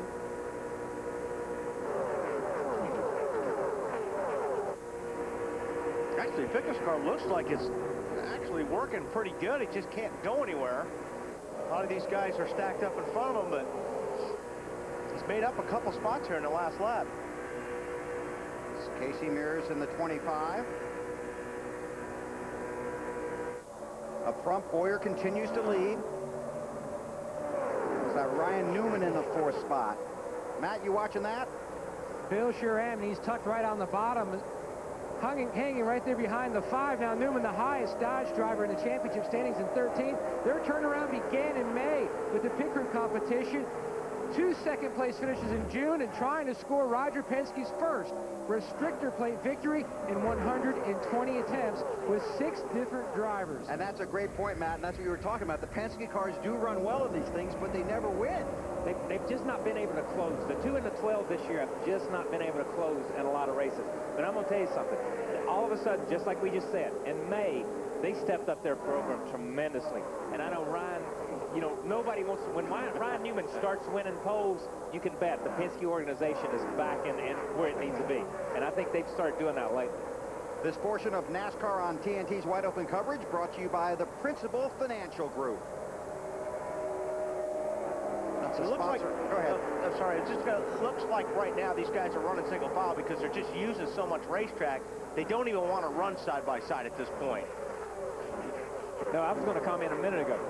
It's almost like nobody wants to be close to anybody right now. Even when they get to the corner, they give each other plenty of room getting in the corner. Now, they run up on each other down the straightaway, but when they're in the corners, they're giving each other a lot of room to escape. If something happens, they want to give you room to go high or low. I'm not so sure if Biffle was subscribing to that theory. Drivers and race teams are always looking for an edge on the track.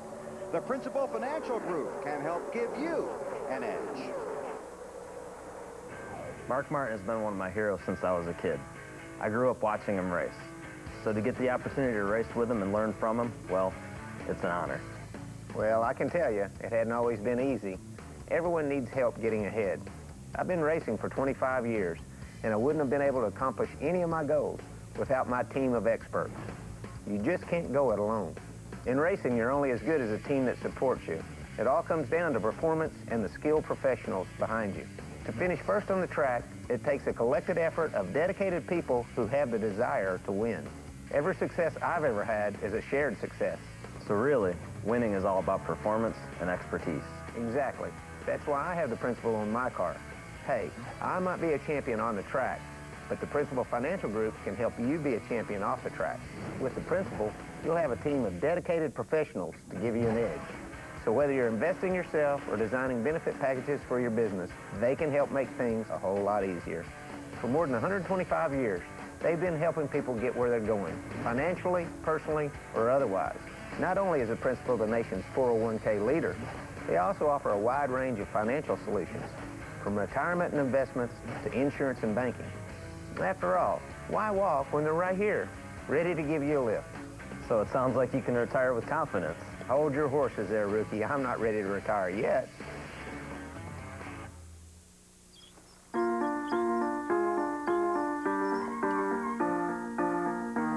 sometimes just getting to retirement seems impossible.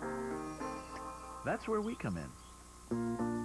As the nation's 401k leader, the principal offers many simple ways to plan for retirement, making it easier for you to get where you're going. The Principal Financial Group will give you an edge. Still under green here at Daytona. Clint Boyer, the race leader. 74 laps are complete. On board with Mark Martin in that Principal Financial ride. Martin sits in 23rd spot, comes up on Ruderman in the 00, gives him a little bit of shot in the bumper. Mark with the heartbreaking second-place finish in the Daytona 500, and that's one guy you better know where he's at with 10 to go. Yeah, I think Mark has. I think he forgot about Daytona until he saw so many highlights of it this week, sitting around watching what happened in February, and obviously that's playing on his mind a little bit. But I'm going to tell you what, Mark Martin never has to win another race in his whole career to be one of the greatest race car drivers that ever lived. There's no doubt he has that status. Well said. 35 cars are on the lead lap. Denny Hamlin is 61 laps down. He has returned to the track. All 43 cars now are running, but a handful of them, Elliott Sadler, Earnhardt Jr., Stewart, Sorensen, Hamlin, many laps down. Clint Boyer is the race leader. There is the second place Kurt Busch and his brother Kyle. With 76 complete, approaching halfway, let's take you around the field, starting with Marty Snyder. And up front is Clint Boyer and Kyle and Wally. I would bet the best sound you can hear at a restrictor plate race over your radio as a driver is absolute silence. Mike Dillon, the spotter for Clint Boyer, said, "Buddy, I tell you what, unless anything happens, I'm not going to speak for the next little bit." So far, not a word on the 07 radio. Very happy with it. He's starting to get a little bit too tight for him in the corner zone. Ralph? Marty in second place is chassis number PSC 068. Behind the wheel, Kurt Busch. This car ran very good at the Daytona 500 back here in February before it was crashed in an incident involved with Tony Stewart. They took it back to the shop, put a new body on it, sent it back to the wind tunnel, and it still put up great numbers. Marty? Kyle Busch has been on a streak lately, Ralph, with finishes of 11th or better in 4 straight races. On that last run, he was tied on the bottom, loose on the top. They went down half around on the track bar. Kyle currently running in third, following his brother, a combination that has worked pretty well in the past. Lindsay? And Marty, Carl Edwards is pretty happy with his car also. Bob Osborne, his crew chief, just said, be calm, be focused. On their last stop on lap 58, they gave him 4 tires, fuel, made a wedge adjustment. Carl says it feels good. Matt. Lindsay, the top 3 cars had pulled away from the 99 and the 48 of Johnson, but they've slowly reeled them back in. Jimmy says his car is just too tight, already formulating their game plan for their next stop. Meanwhile, the 12 of Newman. Something's wrong with the 07. Boyer. He was the race leader, now clearly off the pace. That's switch or something. Come outside. Hearing that it could be an electrical problem for Clint Boyer. Again? Yeah. Ignition box? Ignition or have to swap boxes? No, I just saw boxes. 2 ignition boxes in the cars. You've got 2 boxes. You've got a spare. If one of the ignition boxes go out, you just hit the switch, goes to the backup ignition box, and you keep on running.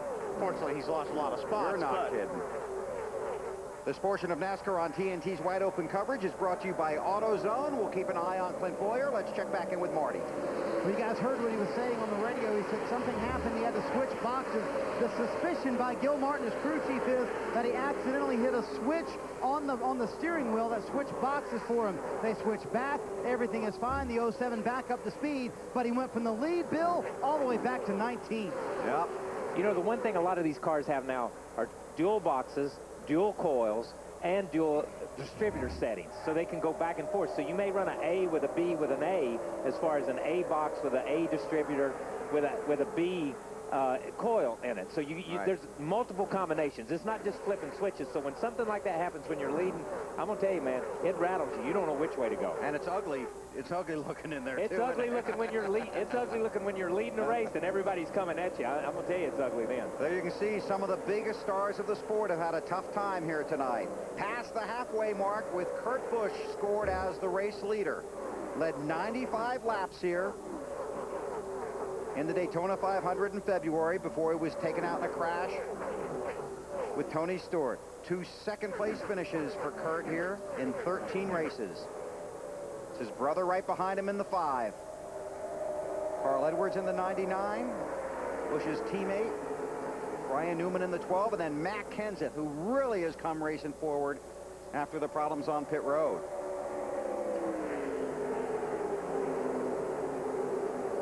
Keep your eyes on the action here. Kurt Busch out front. Fans, for your next automotive pit stop, get into AutoZone. AutoZone helps you get the job done right first time, every time.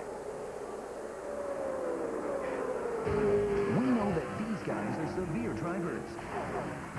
You're probably a severe driver too if you drive in stop-and-go traffic, drive in extreme heat, or make frequent short trips. Most vehicle manufacturers recommend that severe drivers change their oil every 3,000 miles. That's right, every 3,000 miles. So battle your severe conditions by getting to AutoZone today. We'll help you get the job done right the first time, every time. Get in the zone. AutoZone. All right, boys, let's get her ready. We're bringing her in. It's got to be fast.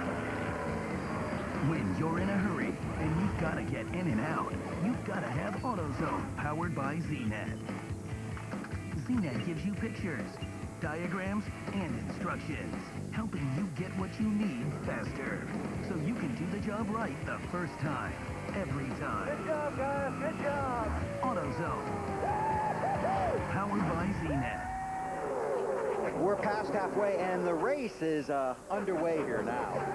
Front 3 guys were trying to break away, but that second pack of 4, which is now settled down, was really wild. I don't think anybody's going to be able to break away.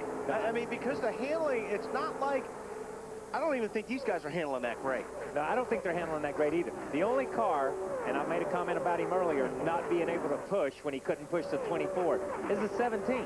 He is driven from mid-pack back up into the top, running from the middle of the racetrack to the top side. His car may not be handling the best, but he's comfortable with driving it where it's wanting to run. Did he just pat himself on the back there?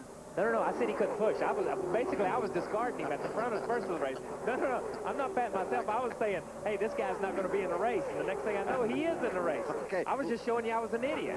Lindsay, how about the 17? You don't have to show us that. I just want to say, it's fine if Kyle wants to pat himself on the back. I think go for it. The 17th of Matt Kenseth. Right now, he does feel pretty confident about the car. He did say it is a little bit loose getting into the turns, though. And 99, of course, Carl Edwards right now falling backwards a little bit. But Bob Osborne did get back on the car a little bit ago and did say you got a couple of bushes up ahead of you. It's past halfway point. Time to start racing.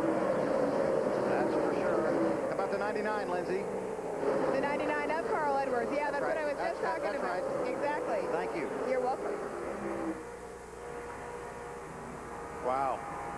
Carl Edwards is really lifting out of the throttle there. So, oh my goodness. I mean, he's running in 5th spot, but he's out of the gas a bunch.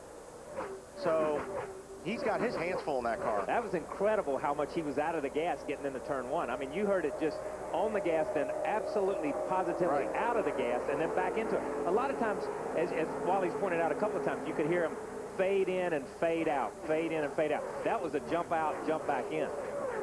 Larry. Well, guys, let's talk about the problem that Clint Boyer had a while ago when he thought the ignition system failed. Right over here on the right side of the dash in every race car, this is where you have your 2 ignition boxes, 2 rev limiters, 2 coils. Well, you don't have a chance to try to figure out which one of those systems has actually failed you. So what you can do, the driver reaches over to this switch, flips it up, and that pretty much changes everything about the ignition system. You go to ignition system 2, and it eliminates boxes, coils, and the rev limiters. That's what Clint Boyer had to do, I might add, under green at over 180 miles an hour a while ago. Wow. I'll tell you, 48's got to be careful. Kyle Busch is pinning the 48 down pretty hard. He's not giving him any room. By doing that, he's going to make him loose. If you get right on a guy's right rear quarter panel going through the corner, you're going to make that car on the bottom extremely loose. You got to be careful when you're doing that. You want to give the guy room. You don't want him getting loose or sliding up into you. And that 11 car of Denny Hamlin that you saw in the shot a minute ago, more than 60 laps down. Oh, our local cable operators a break. We'll be gone for less than 90 seconds, then our wide open coverage will continue on TNT. Miss a thing? Kurt Busch continues to lead. His brother is behind him. But Jimmy Johnson's between them. Go ahead. Kyle, this thing, to me, is looking like it's getting uglier and uglier the way these cars are getting through the corners right now. The way they're letting off. You know, we saw the 17 drive up to 4th, and then he got hung on the inside of the 5, and the next thing you know, he's back to 4th or 5th, or back to 5th, and the 12 car's back up in there. And we saw the 12 car kind of give himself some breathing room a little bit, but now he's run back up there and caught up. So it's just, no, I don't know where these guys can run right now, and I'm not sure they know where they can run. See, our race summary at the bottom of the screen, and this portion of NASCAR on TNT's Wide Open coverage is brought to you by the all-new full-size Toyota Tundra. It's almost like like they're racing on ice out there. Well, like we talked about earlier, when there's no grip in this racetrack, and especially for this race. But, I mean, just look, you look down on the bottom, Casey Mears down there. I mean, he's just hanging on. And that's why they come off the corner. Look, they're giving each other 5 feet, 4 and 5 feet. We didn't see that the first part of the race. We saw these guys right on top of each other. Right now, when Casey comes off, he's just hanging on, but he has absolutely got wheel cranked in that thing to keep it on the yellow line in case it does take off.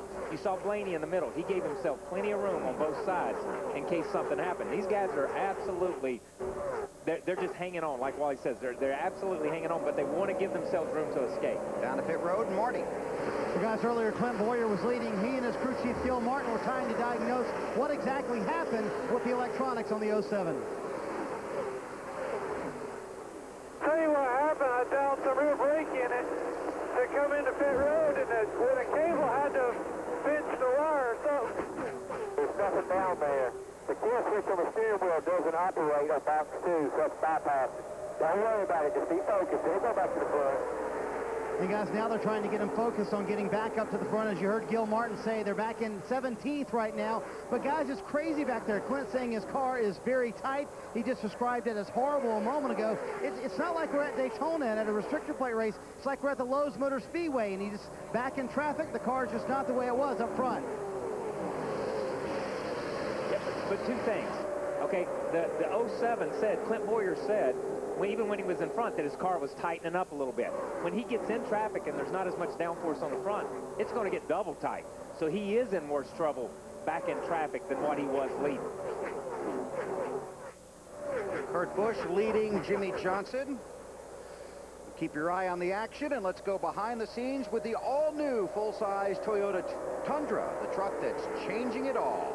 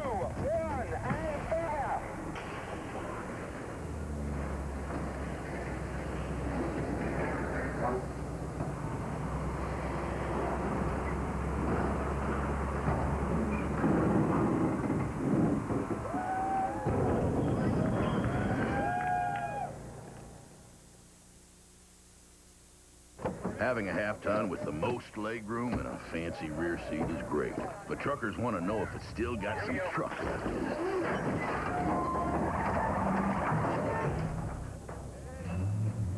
Put it this way, it'll drop bar pull 6,400 pounds of dead weight, towing 10,100 pounds is a walk in the park. Hello, Dolly. Available on the all-new Tundra Crew Max, the truck that's changing it all. The truck's impressive, but so is the guy driving it. No kidding. Man, oh man. Need a camera on his face. That's Yeah, all. that's right. I just want to see his eyes when that thing jerks one time. Kurt Busch is the race leader, Mr. Shaheen. 17 does not look very happy with 5 car. They have been waving back and forth the last few laps. Ralph, you got something for us, bud? Well, you know, the number 2 car of Kurt Busch is pretty much exactly the worst kind of nightmare a crew chief can have here, and it's exactly what you get at Daytona in July. Chasing that setup all day long. Early on, he was a tick loose, then he got tight. Now, once again, Larry McReynolds, he's gotten loose again. They're going to work on taking a half turn out of the right rear in this next stop. But really what you're working on, Larry, if I get this right, is that final stop and getting the setup balanced as good as you can for that last run to the checker. Well, and that's the good thing. It sounds like pretty much that group right now, they're sitting there where they can make that car go one way or the other. Now, the bad thing about it is that last pit stop, Ralph, is not that far away. We only have 65 laps to go. We may only see one more pit stop, so that could be the stop that you have to get it right. We'll watch for that, Larry. Approaching the lap 100 mark, and this portion of NASCAR on TNT's Wide Open coverage brought to you by Miller Lite.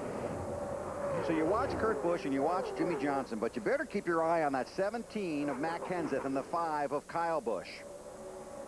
They were racing pretty hard there for a few laps. And by the way, that would be J.J. Yaley right there in that 18 car in 5th spot. He's just quietly worked his way from the back to the front, and he's done it right there on the bottom, from mid to the bottom. He has not really deviated from his game plan from running right there. The car that looks the best, I think, in this group right now is the 48 car. It just looks to me like he can run where he wants to run, and it just looks like he needs a little bit of help to get past that 2 car. What's he saying, Matt? Wally, the balance isn't exactly perfect, but right now Jimmy Johnson just riding. He's hugging the bottom. He'll move up a lane and a half or so, but right now he says if he's got clean air, he can mat it. Otherwise, he has to really let out of the gas in the center of the corner, but it is rolling well through the center of the corner, so Johnson is pleased with the 48 machine. Been about 40 laps since the last round of stops. J.J. Yaley in that 18, that green Interstate Batteries machine, doesn't have any teammates that would be able to help him tonight. Tony Stewart is 34 laps down. Denny Hamlin 62 laps down after they took each other out while running first and second early in the race. Now we've got 2 teammates hooked up, so it'll be interesting to see if these guys can work past Kurt Busch now. The 48 of Jimmy Johnson and the 5 of Kyle Busch, both from Hendrick Motorsports. Kenseth in the 17 drives for Jack Roush. The 18, Yaley, drives for Joe Gibbs. Race leader, Kurt Busch, for Roger Penske. Marty?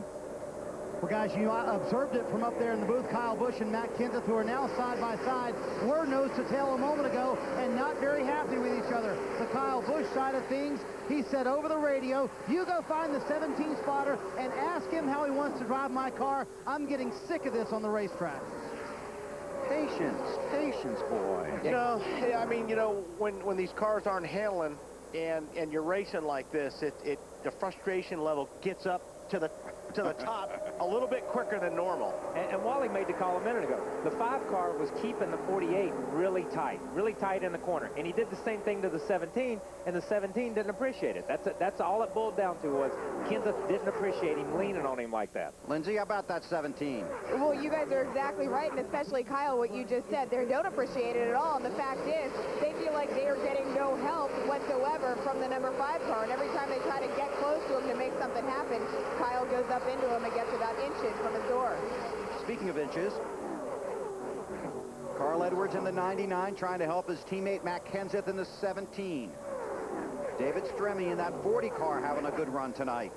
And Wally, you know, that there the 99 pushes the 17 off into the corner, and you think, my God, he's going to clear all these guys. Yeah. But when your car drives that bad or it won't turn, you can't use it. I don't care if you run in the corner 20 miles an hour faster than somebody. If you can't get it turned right there where you heard him rolling out of it, you're not going anywhere. Yeah, if you're going to bump trap here tonight, you need to do it early on the straightaway, not when you're getting to the corner. If you do it like right now or early in the straightaway, you can recover. But when you do it right before you get to the corner, You just go sailing off into turn 1 about 5 miles per hour quicker than you have all night, and the car wasn't turning when you were going slower. It's really not going to turn now. You know, this place begins to be and race more like a short track, the worse the handling is. You got to pass people coming off the corner, get position on them, and go by them down the straightaway. You can't pass people going in the corner like you can at Talladega and places like that, or like at Atlanta or a place like that.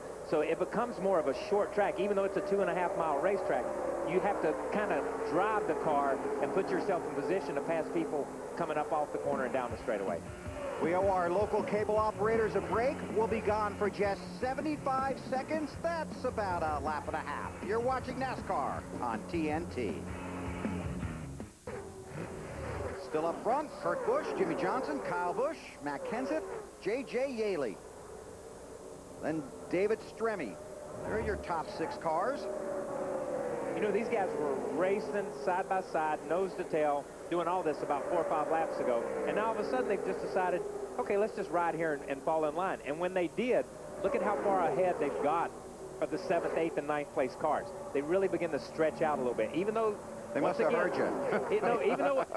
even though they're running multiple lines through the corners, they've kind of stayed in line. Larry. Guys, you know what I'm working on down here. All the leaders were on pit road at lap 58. I think within the next 5 to 8 laps, we could see what might be our final pit stop, because I think as long as they pit somewhere between 108 and 112, that will get them to the end of this 160-lap race. Wait a minute. You think or you know? I know. Okay. And that's if we do not have another call. I never doubted you, Larry.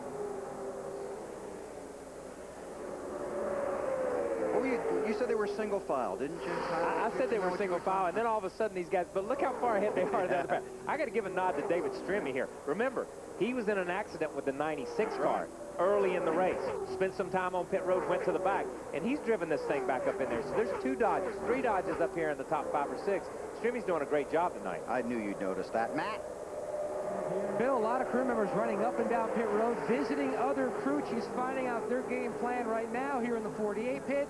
It's taking 109 on the racetrack, pitting on lap 110, and that's pretty much the story for the number of the leaders. The 48 and the 5 teams are working together, getting ready for that final stop like Larry Mack talked about.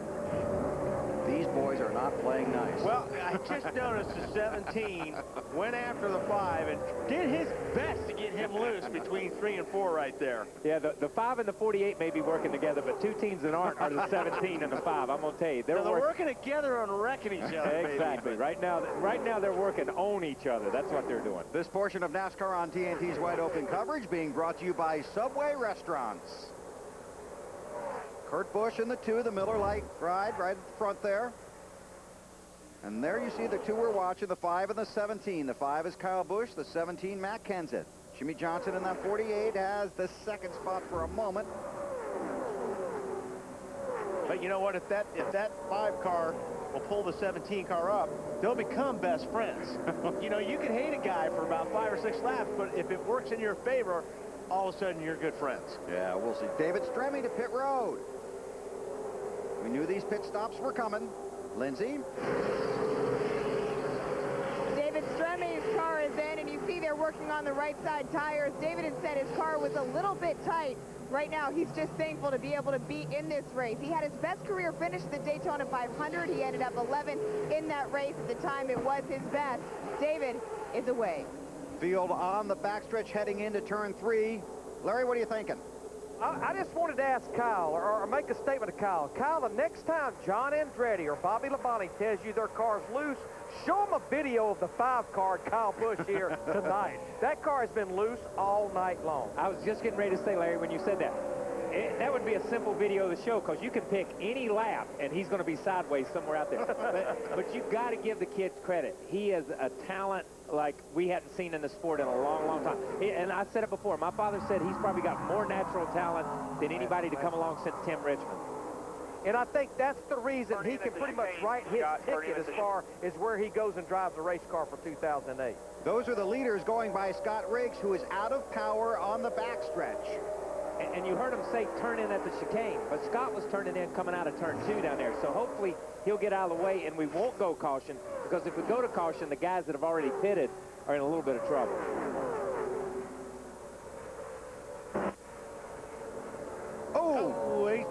picks him up. Got to be careful when you're running 185 miles per hour to right there where you got to be 55. It's easy to lock those that right front tire up. Lindsay. And the 17 pulls in. Their plan is to give him 4 tires, give him fuel. Matt, like we said before, had been saying that he was a little bit tight, but last time, like we told you about, he pulled too close inside his pit wall. They were able to get those 4 tires on last time, but of course he was late. Back behind him, 99 of Carl Edwards. Carl comes down into his pit box. His plan, after being a little bit too loose, is to get a little bit of a better track position, guys, obviously. Ralph. Well, the 26 of Jamie McMurray has been working his way back up through the field. He's taken 4 tires of fuel. He's a tick loose. He's trying to break back into the top 10. And there you see pit road, a busy place, and Kurt Busch. That thing was locked up for 100 feet. Doesn't matter, they're pulling it off. Ralphie, here he comes. They count Kurt Busch into his pit box. The plan here is to go a half round up on the right rear. I talked to crew chief Pat Tryson just moments ago. He does not think this will be their last pit stop as they swing around to the right side, Matt. Ralph, significant adjustment for Jimmy Johnson's Chevrolet, both wedge and track bar adjustment, trying to free him up. Mike Knauer signifying that they are full of fuel, and he's away. Marty. Further up pit road, Kyle Busch leaves pit road. His car is actually tied in the middle of the corner. When it comes off the corner, it snaps a little loose, half a round up on the track bar, and what probably is the last stop of the day. Clint Boyer leaving pit road as well. They wanted to try and take 2 for the track position, but Gil Martin told me just can't afford it right now. Had to take 4 tires. 24 cars. Jeff Gordon up front. He said his car is extremely tight. Tried to stay with his teammate Jimmy Johnson early in that run, just couldn't do it. Air pressure and wedge for the 24 car, Jeff Gordon. Lindsay? And the 25 of Casey Mears on pit road right now. Casey Mears has said his car a little bit loose. They're right around working the left side tires right now. Bill? Thanks, Lindsay. All these stops occurring now. 110 laps are complete. These stops coming under green. Matt? And David Gilliland, who's had a couple great restrictor plate races, some top 10 finishes, working his way to pit road as well.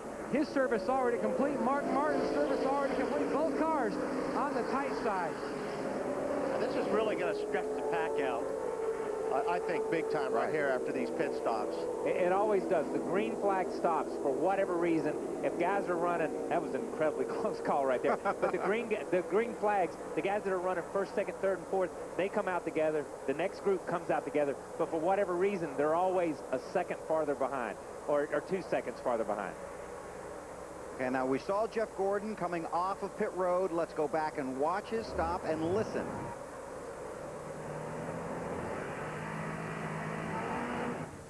Oh, he stalled it. Go, dig. Straight out.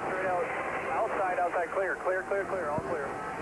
And that right dig there. Dig hard, you got 1 outside. Cost him about 200 yards on the racetrack. On the racetrack, that's exactly right. You know, what's interesting to watch these guys come down pit road. Well, and you made the comment, the 2 car. My God, he locked it up for 150 yards. And what's interesting to watch these guys, you see him coming into his pit. That's front brake right there. And you heard Clint Boyer early. He slides all the way through his box and has to be pushed back. But what's interesting, when they come off turn 4 and they try to get in the pits, you've got nobody in front of you to judge off of. Right. You're the first car, so you got to make that move. And those guys, we saw the 2 do it. We saw the 17 do it when they pitted by themselves, but the guys behind them didn't lock up. Why didn't they lock up? Because they're judging off that guy in front of them. They're just pacing themselves, and you're able to make better time if you're not the first car sometimes. Field a little spread out now. Kurt Busch is the race leader, then Johnson, Kyle Busch, and Stremme. Fans, fast food doesn't have to slow you down. Race over to Subway restaurants today. Subway, race hard, eat fresh. Welcome back to NASCAR on TNT Live. Mark Fine alongside Larry McReynolds and Wally Dallenbach. And guys, what a race we have for fans today. Wally, let's get right into it. A lot of strategy in this race. What should we be looking for? Well, I think it's always going to be about fuel strategy. Man, am I hungry. I knew I should have eaten something earlier. How long is this race? 400 miles. Man, there's no way I can make it that long. You know what would be good right now? A delicious, fresh Subway sandwich. And we're clear. 2 minutes, guys. Back in 2 minutes.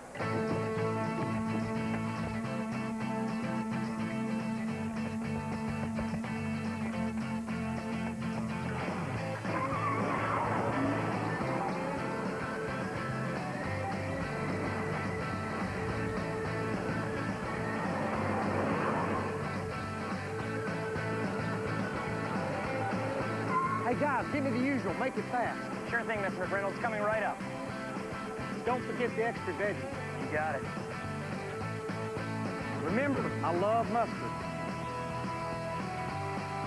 There you go, sir. Great job. Gotta go.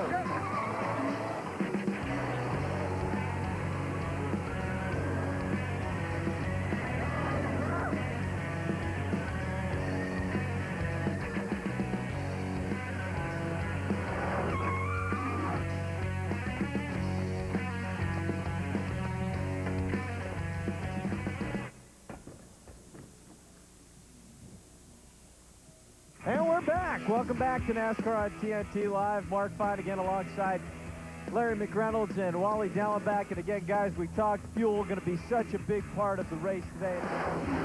Fuel up today at Subway restaurants where you can grab fast food that will fill you up without slowing you down. Subway, race hard, eat fresh.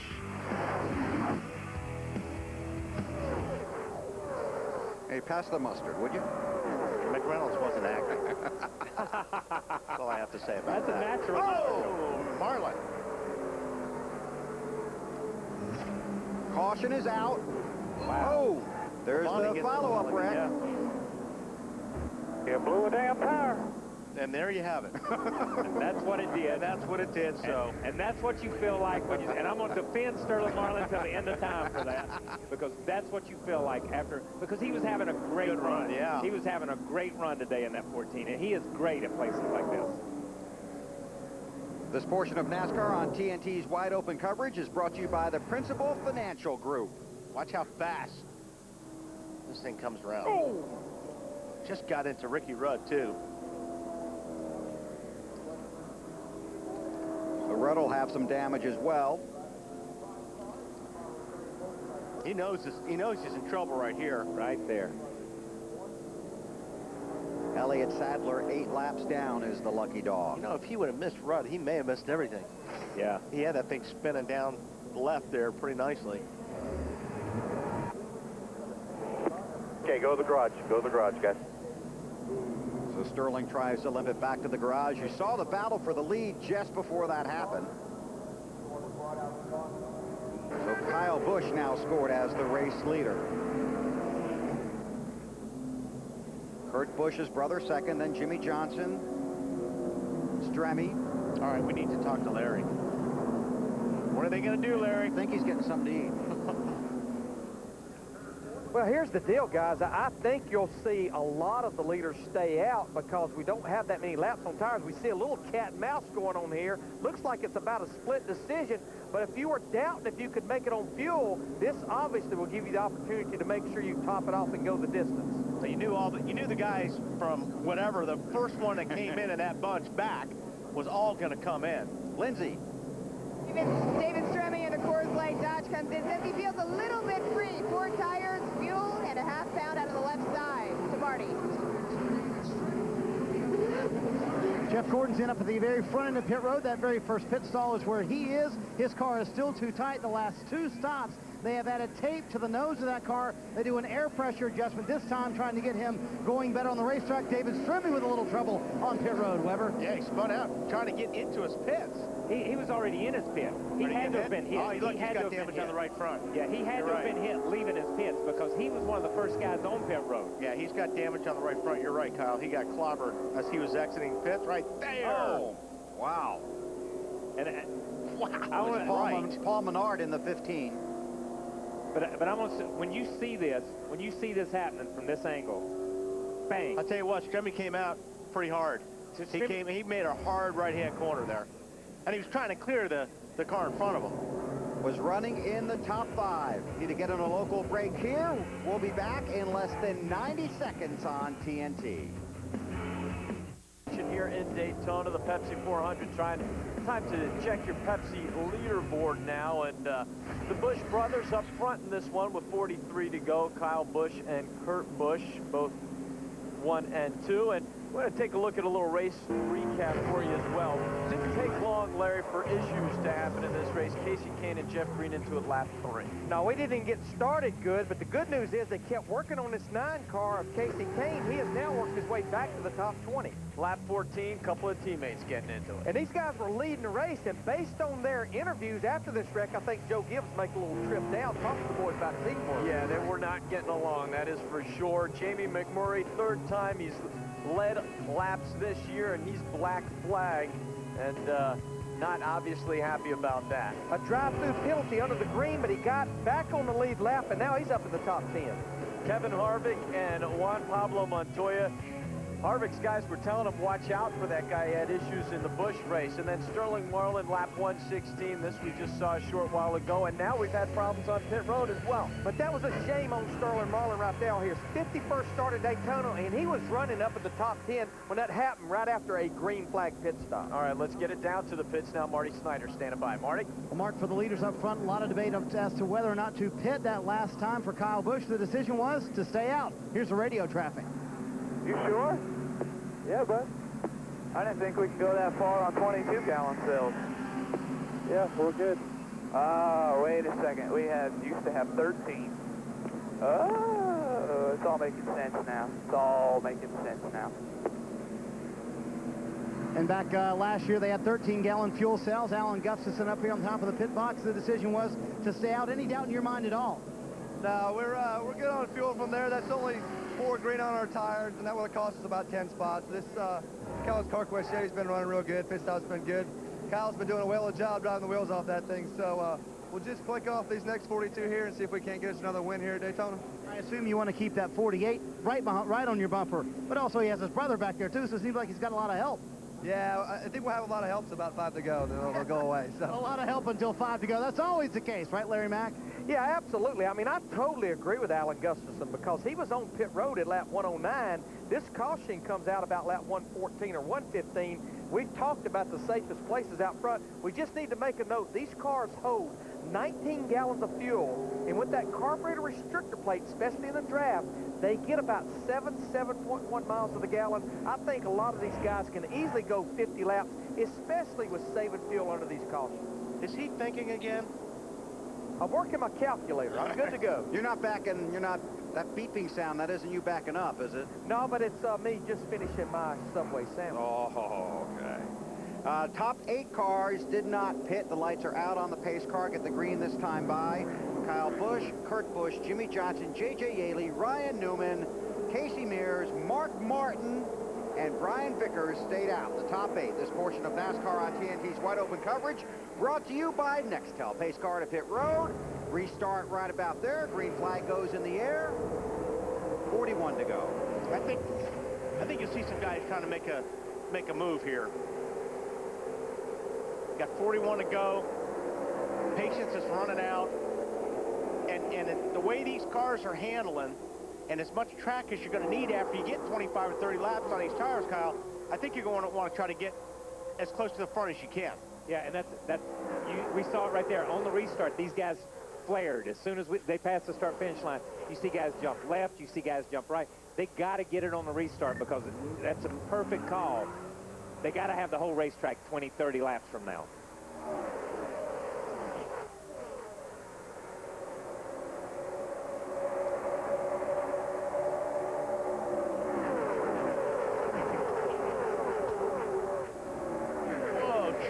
Up to the top, 3 wide right there. He got squeezed up against the wall. It's darn close to 4 wide. It's Vickers there in the center. Yep. Brothers at the front. And Casey Mears jumps out there to the high side. He's going to need some help out there. Now he's looked in the mirror and hoping he would have some. There's Vickers pulling up behind Truex. Wow. Kyle Busch in the 5. Kurt Busch in the 2, then Jimmy Johnson. Is that McMurray right there in 5th or 6th spot? That Welcome back. Car? Yeah. Well, we said he was going to make it to the top, and he did. Was black flagged earlier in the race for passing below the yellow line. This is what we were watching a moment ago. Yeah, just especially coming off a Ford, just things narrow up a lot. Cars are jumping around. This will look tighter from this shot. There's nothing on the outside, still in the middle.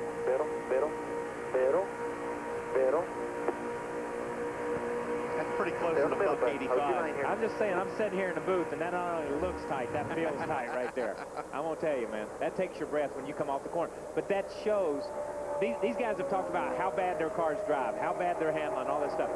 That shows these guys got a little bit of control on new tires. These cars will go where they put them. Right. Ralph. Well, Kyle's right. I just spoke to crew chief Pat Tryson for Kurt Busch, and they only had 6 laps on these tires just before that last yellow came out. They really didn't want that yellow. They wanted to keep going. They think their car just gets better as the run gets longer. They're also hoping that the 5 car gets worse as the run gets longer. They think his car starts sliding up the racetrack, and he's going to come back to them as this run continues to the checker. This is going to be fun. I'm sorry, this is going to be fun to watch, though, right now. I was going to say, that 17 and that 26 car, that might be dangerous to everybody right there. Because I think if those 2 guys hook up, it's going to be tough for everybody else.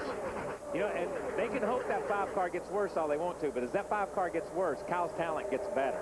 I'm going to tell you that, because he just gets better and better the worse that car drives. Kyle Busch won the Busch race earlier today. That was 250 miles. This one's 400. He's behind his brother. Those are teammates in the high groove. The 26 of McMurray and the 17 of Kenseth.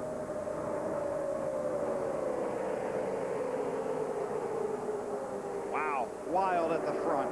Fans get more done with Nextel only from Sprint. 1 phone, 2 powerful networks. All right, guys. We've been preparing for this all year. There is no room for error. Jerry, are you listening? I will be stationed here at home base. Jeff, you need to be here by 1320. Scott, you need to be here. And Jerry, you need to be in section 3 by 1350 if we're gonna get in. Watches synchronized? Check. Check.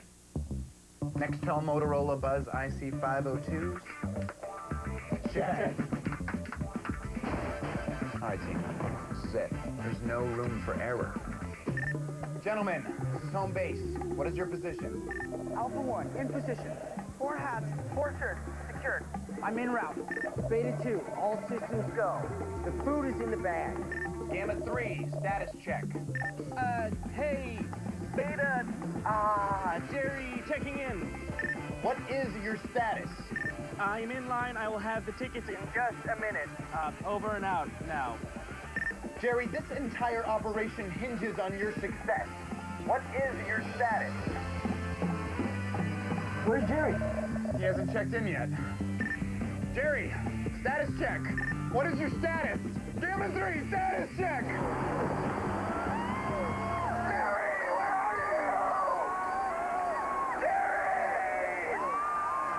Nextel helps NASCAR fans get things done with the new Motorola Buzz. 1 powerful phone, 2 powerful networks. Nextel, only from Sprint.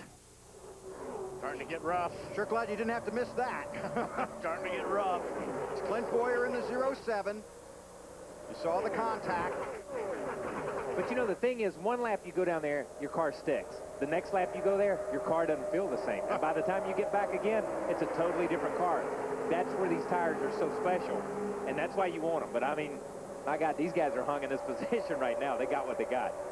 Yeah, I think you see Mears there on the 20. I don't think he wants to be there right now. I think he'd like to get out of the middle and get either in the hot line or the low line.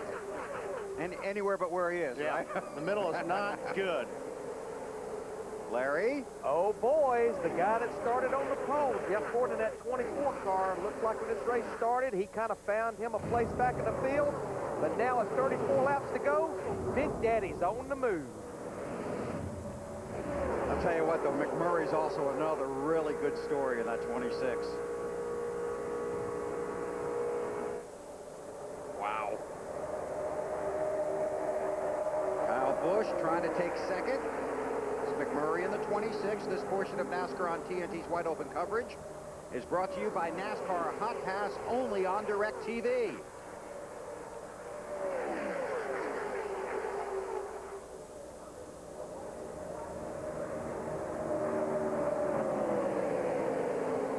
David Gilliland in the 38, McMurray in the 26. Boy, Boyer right on the bumper. Yeah, he took a look down there. He kind of got blocked a little bit, had to get out of the throttle a little bit. And there was enough room between him and the 48 where it didn't cause too much of a problem. You got to give Boyer a little bit of a call. He worked his way back up in here because he dropped absolutely to the back of the pack when he had that ignition trouble earlier. Truex now up to third spot. I just don't think, I think 26 has got a good car. I just don't think he's got enough help up on that high line there, Ralph. Well, Wally, they're going to try to work together. Matt Kenseth in that yellow 17 and his teammate Jamie McMurray just in front of him in that yellow and blue number 26. In fact, Matt's been kidding him on the radio throughout the race about him getting that penalty earlier on. They're going to work together. He said, I'm not going to shove you all the way off the track down in turn 2, but I'll help push you to the front, Matt. I'll pick it up from here, Ralph. Jeff Gordon back there in the pack in the 24 cars. Larry Mack mentioned started on the pole, and Larry Mack, he wasn't hiding out in the back. They were trying the front end of the car all night long, had trouble working. They put tape on it on the last 2 stops. They've done air pressure, wedge, and track bar. The 24 much better, currently in 9th, getting a little push from Mark Martin, Matt. Marty Jimmy Johnson not giving up the bottom. He is hanging with it. And really, the decision was to stay out. He was one of those cars that didn't pit because they didn't want to take a chance of having some kind of incident on pit road that happened to David Stremme right now. Just being patient, waiting until the final few laps. Hard to be patient right about now. Yeah, it really is. You know, getting back to what we were talking about between the 17, I don't think the 17 is good enough to help 26 right now. No, I don't think he's good enough. He wasn't good enough to help the 24 at the first of the race on cold tires. I think the 17, the 26, if we go back to the first of the race, those guys came on after about 20 or 25 laps. I think best case scenario for those 2 cars, or the Roush cars in general, is to finish the race under green, to be there towards the end, because those cars the handling seems to stay with them a little bit more. Tires are overcoming handling right now. Obvious the way these guys are jumping around, but tires are overcoming that. So you're saying a longer green flag run? A longer green flag run, I feel, is going to benefit the 17 and the 26 more so than the 5 and some of the other cars. Marty. Well, guys, up front, Martin Truex Jr. has found his way to the front. Midway through this race, he said the car won't run anymore. He was wondering what was happening. Well, what happened was he fell back in the traffic. Once they got back up front, the car has come back to life for Truex. I talked to him yesterday. He told me he left here in February feeling like he left some unfinished business at Daytona. Had a car that could finish in the top 5. Running up front right now, maybe he might win again, guys. Tell you what, that 38 of David Gilliland restarted 17th.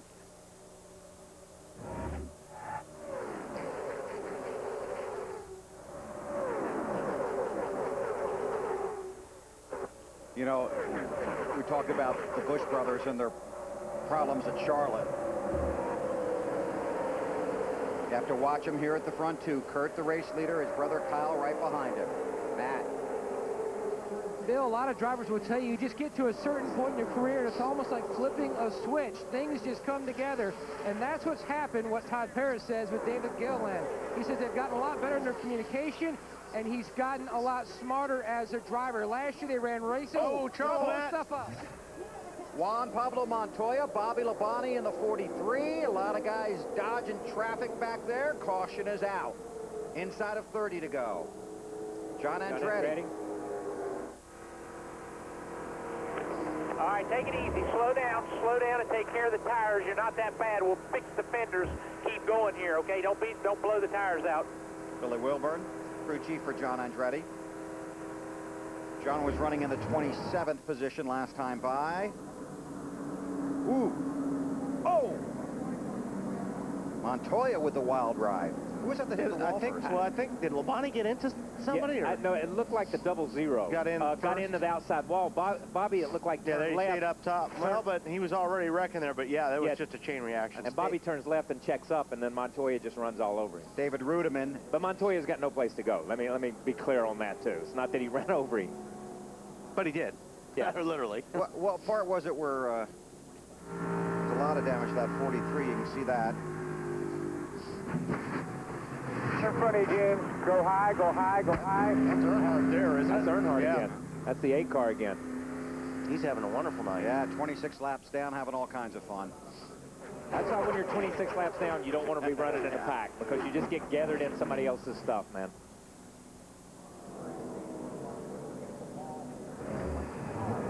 Tony was also hanging out back there, trying to stay out of trouble. Caution is out. Now we're going to see what happens. I'm coming for tires, but I always do. Mr. Crew Chief? Guys, it's nights like tonight that I'm glad I'm up here doing a little bit of broadcasting, because this is a tough decision. We have 31 cars on the lead lap. We're going to have about 25 laps to go. Right now, those guys that stayed out on that last caution, like Kyle and Kurt Busch, David Gilliland, and Mark Truex Jr., now they're getting to 18 laps on the tires. And Kyle and Wally, you know it's not that fresh tires will help the speed of the car. It just helps you be able to maneuver. And trust me, when he gets down to the end, you better be able to maneuver. I think we'll see a split decision. I think we'll see some cars on pit road. I think we'll see some guys that follow the leaders down pit road. I think we'll see them stay out, because you know what? It's the only shot they have to win a race. Yeah, I think we're going to see a lot more stay out this time than what we saw last time. That's just my opinion, because I think track position is so important right now. And Kyle, that's what it looks like's happening. It's follow the leader out on the racetrack. I think the pits are closed right now, but yeah, I don't. Yeah, it's going to be interesting. I don't know, Kyle. It depends on where you're sitting. If your car's good, man, if you're McMurray or somebody like that, I'm thinking you want to put on tires. But you know, and like I said, I stand by halfway. I'm gonna halfway stand by what I said before. McMurray and those guys need long greens. I just think they need long greens. I think the 17 car needs a long green, and we don't have a long green left. We only have 27 laps. I want a halfway standby. Only halfway. I want you to explain that to me. I'm only halfway standing by. You're only halfway Yeah, you're on both sides of the fence on this one. No matter what I say. You're going to be halfway right. Marty. Or halfway wrong. No matter what I say, I stand behind for 7 days. After that, I reserve the right to change my mind. I thought it was only till Sunday night at midnight, Kyle. As long as you stood behind it. Sunday night midnight. You know my saying. That's it. It's over with after that's that. your personal policy. You know, I think you got to come here, guys, because these guys will have 18 laps on their tires right now. And if you're Kyle Busch and those guys, you see how Martin Truex Jr. and some of those guys came up through the field on those fresh tires, the 38 car. So I think you've got to come here now. Otherwise, tires will beat you if you don't come in and you're at the front. You know, I'm going to agree with Marty, and I know that's hard to believe. First time. It's first time in 7 years. Oh, my God. I am going to agree with Marty. Marty, I hope you don't hang me out on this one. This portion of NASCAR on TNT's Wide Open coverage is brought to you by Pepsi Racing. Under caution after a multi-car crash. I should. Let no, me go back. No, I'm going to halfway stand by Marty. I'll take it back. I hope everybody pits. I hope everybody stays out. I'm going to go with that. There, I'm still halfway in. I still don't know what you said. Oh, man. Pits are open this time by. And Kyle's going to be right no matter what, so. Yeah, because we're all confused. I'm telling you, some of these cars, I'm telling you. I mean, I'd just about be willing to stay out. But it looks like everybody's going to come down pit road. I think you're going to be completely wrong on this one. I am. That's what I said. Marty and I were right, though. Ralph. Good call, Marty. Well, when Kurt Busch saw the caution come out, he said to his crew chief, Pat Tryson, all right, Pat, this is where you make your money. Pat said, bring it on in here. Let's put 4 tires, make no adjustments, take some fuel, and get back out there and win this race, Matt. Debating a 2-tire change in the 38. He definitely wanted a track bar adjustment. The car just too much on the tight side, and he stalls it, trying to get around the 5. He's away. Marty. Kyle Busch, he leaves pit road, Matt, with 4 fresh tires. He said he was a little too free at the beginning of that run, so a little too tight at the beginning of that run. 3/4 of a round up on the track bar, trying to free it up just a little bit. Lindsay? Marty, Matt Kenseth said he wanted to make the front end turn. It wasn't turning at all in the middle, so they put a half round in the left rear spring, gave him 4 tires and fuel. How about that? All kinds of different strategy. Last week, Denny Hamlin won when he took 2 tires. Will it be 2, 4, or luck? Come back to TNT's Wide Open coverage in less than 90 seconds. 25 laps to go. For 10 years, Pepsi and Jeff Gordon have been a winning combination. Let's race down memory lane and victory lane with the 4-time series champion. Pepsi and Jeff Gordon, 10 years running, 10 years of winning.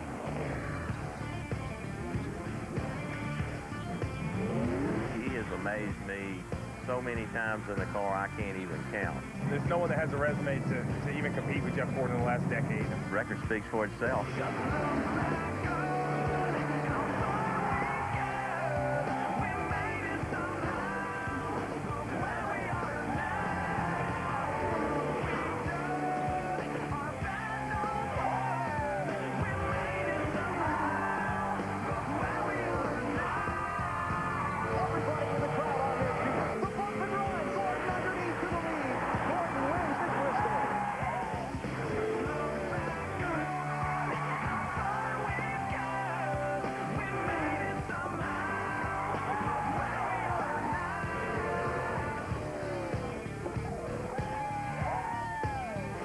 Jeff, congratulations on 10 years of Pepsi. You deserve every bit of the success you've had. That's a long run and a lot of successful time.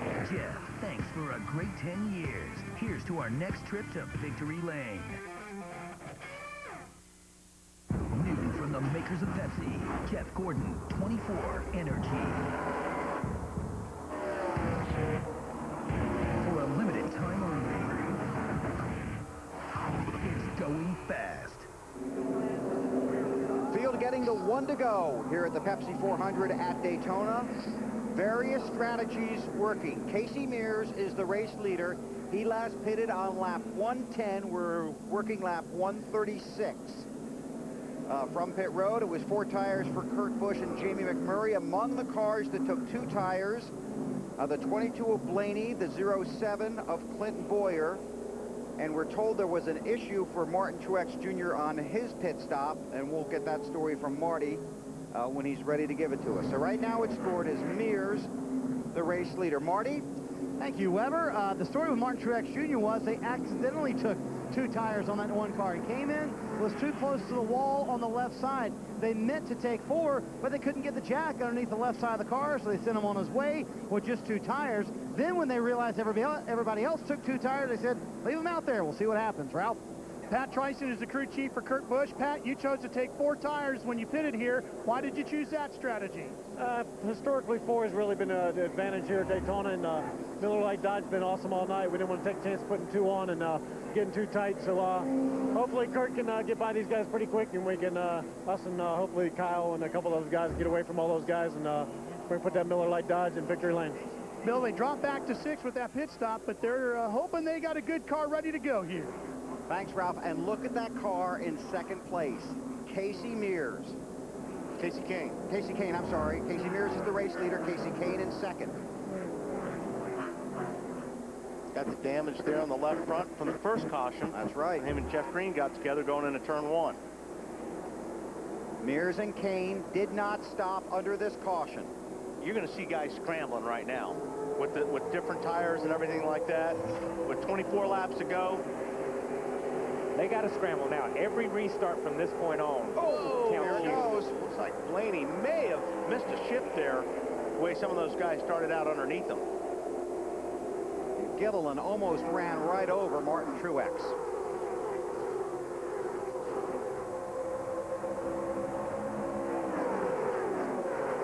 Casey Mears had a strong run at Charlotte in the Coke 600. Won the race using a fuel mileage strategy, but did have a good car in that race. Casey Kane runs 2nd. Then it's Truex Jr. and Clint Boyer. Lindsay on Casey Mears. Bill, you talked about how they came in lap 110, took 4 tires to fuel the filled tank. They came in 2 times previously, but Casey said the biggest challenge he's having is working through traffic. So that is the whole thought behind keeping him out and making that decision. Traffic's behind him now, and there's a lot of it.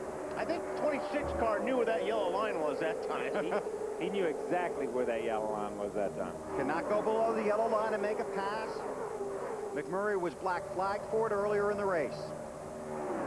Has worked his way back up to the front.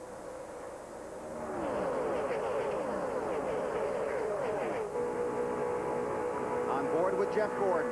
Wow, yeah, no kidding. It's McMurray, the 26. Biffle, his teammate in the 16. Jimmy Johnson in the low Chevy, the 48.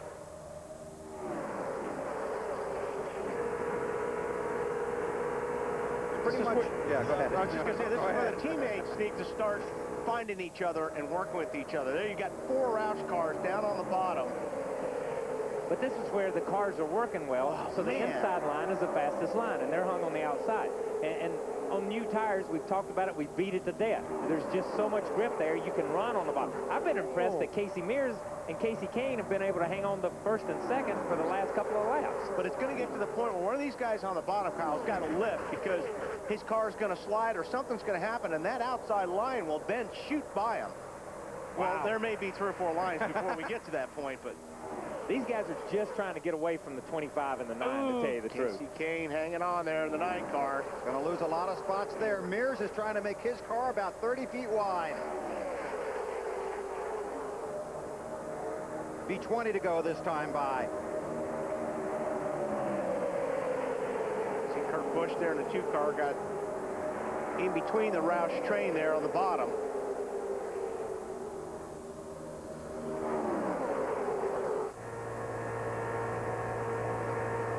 You know, right now the cars that are up front, the 5, the 07, the 48, those cars, they're the guys that have been up there. So these guys have worked their way back to the front of this pack no matter what. Most of these guys that have been in the top 3 or 4 all night long have worked their way back up to that point. But look at 07 on the outside here. He's just drove up on the outside of Casey Mears and those guys. He just got a really good run and jumped up on the outside. And now that inside line, you see Casey Mears' car just kind of twitch a little bit there. Side by side for the lead. And this is where you start finding out who your friends are too. This is the part of the race where you're starting to run with guys, and you're wanting to see who's going to run with you and who's going to mess with you. Well, and 5 car's been messing with everybody, but he's got probably one of the best cars in the field. Clear. You're clear. All right, you're clear. By about 5. Now, when I tell you something, let's do it right away. Don't hesitate on me. Yeah, Marty, I was about to say the same thing to you, too. Yeah, exactly right. Clint Boyer back out in the lead after he fell back after that electrical problem midway through the race, was back in 19th at one point. This is the same exact scenario they tried earlier in the race. 2 tires, about 14 laps on his left side tires. Boyer out front once again, Bill. But those Hendricks cars are 2nd, 3rd, 4th, and 5th right there. Which tells you nothing. Absolutely nothing. Because I'm going to tell you what, that 4 car is screaming about that 25, or that 5 car is screaming about that 25 car right now. And vice versa. Yeah, vice versa. Because that 5 car is getting that 25 car awfully loose right now. He is driving right up on the rear bumper of his teammate. Kyle Busch drives for Hendrick Motorsports. He's in the 5. Will leave that organization at the end of this year. That's his current teammate Casey Mears in front of him in the 25. And Jimmy Johnson in the low Chevy, another Hendrick car. I'm going to tell you, if you're leading this thing, if you're the 07 leading this thing, which line do you pull? Do you try to pull the inside line? Do you try to pull the outside line? You know, he's got a little cushion there with the 25 car on older tires. The outside line's got fresh tires, and if he starts pulling those guys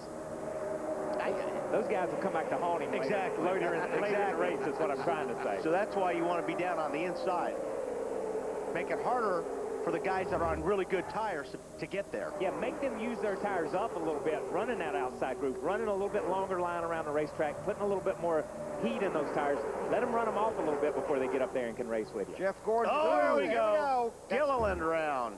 Oh, I cannot believe that's a single car accident. I cannot. That's incredible. And let's wait for the follow-up. Caution is out. Hey, good job, man. Okay, keep going, keep going. It's okay, guys. I think we talked to one of the pre-race shows about being lucky getting through all that stuff. Tires. Man, that was lucky. I'll tell you, that's some luck. That's some Coming in right now for tires. Man, don't tear the front valence off. Take it easy. All right, let's go upstairs and take a look. Now you see him in the center there. Biffle down on the bottom. Biffle going to slide up and get him. No, he just lost it right in the middle. Oh, just lost it. Oh, look how close he came taking Biffle out. Almost got Edwards, too. I'm going to tell you, right into the door of Blaney here. You see this thing get out from under him, and he turns right up into Blaney. Boom. Caves Blaney's door in. And Blaney's car never even looked like it moved from the helicopter. It looked like it just drove straight. John Andretti in the 45 car, the lucky dog. Again, you're watching right here.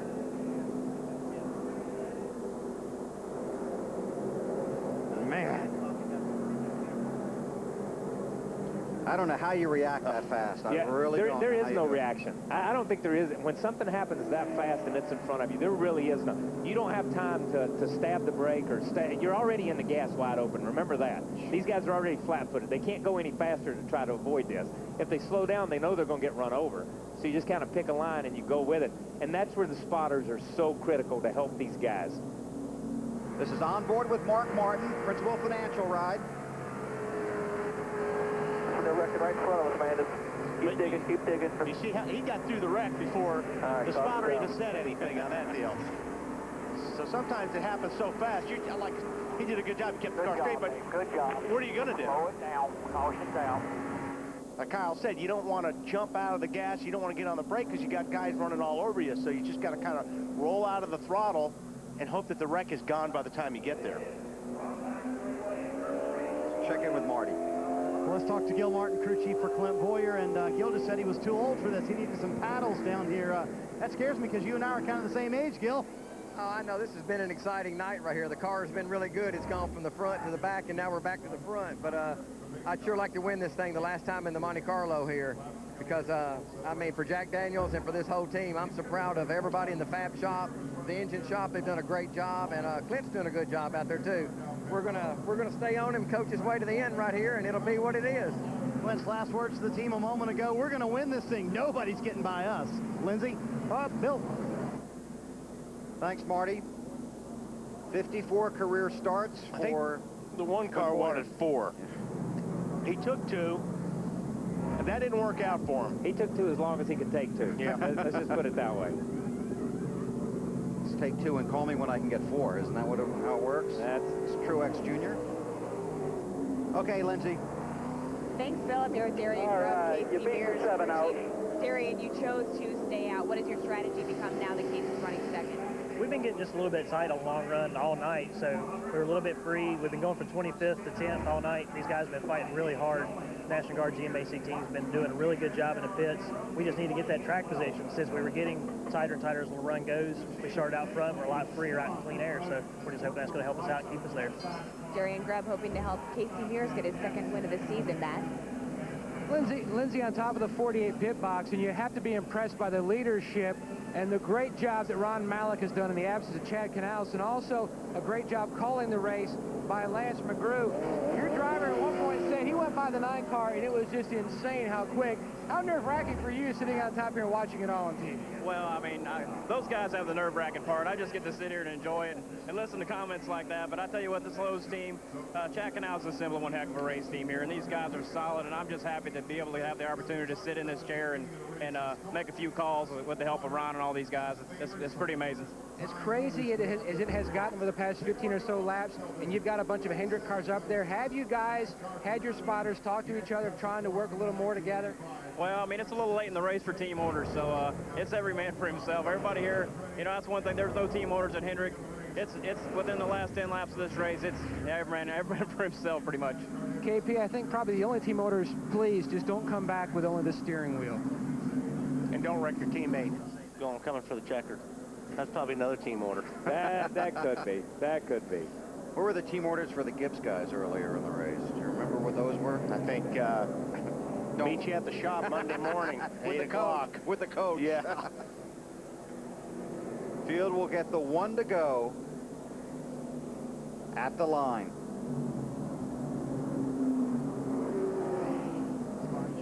Marty? Yes, gentlemen, the Martin Truex Jr. had to come down pit road, Bill. That accident actually happened with David Gilliland right in front of him. He had to get on the brakes really hard, was worried that he flat spotted the tires. He also didn't like the decision just to take 2 tires that last time. So just to be safe, they came down pit road, put on 4 brand new tires for Truex, but now he's back in the field and going to have to work his way back up through the field.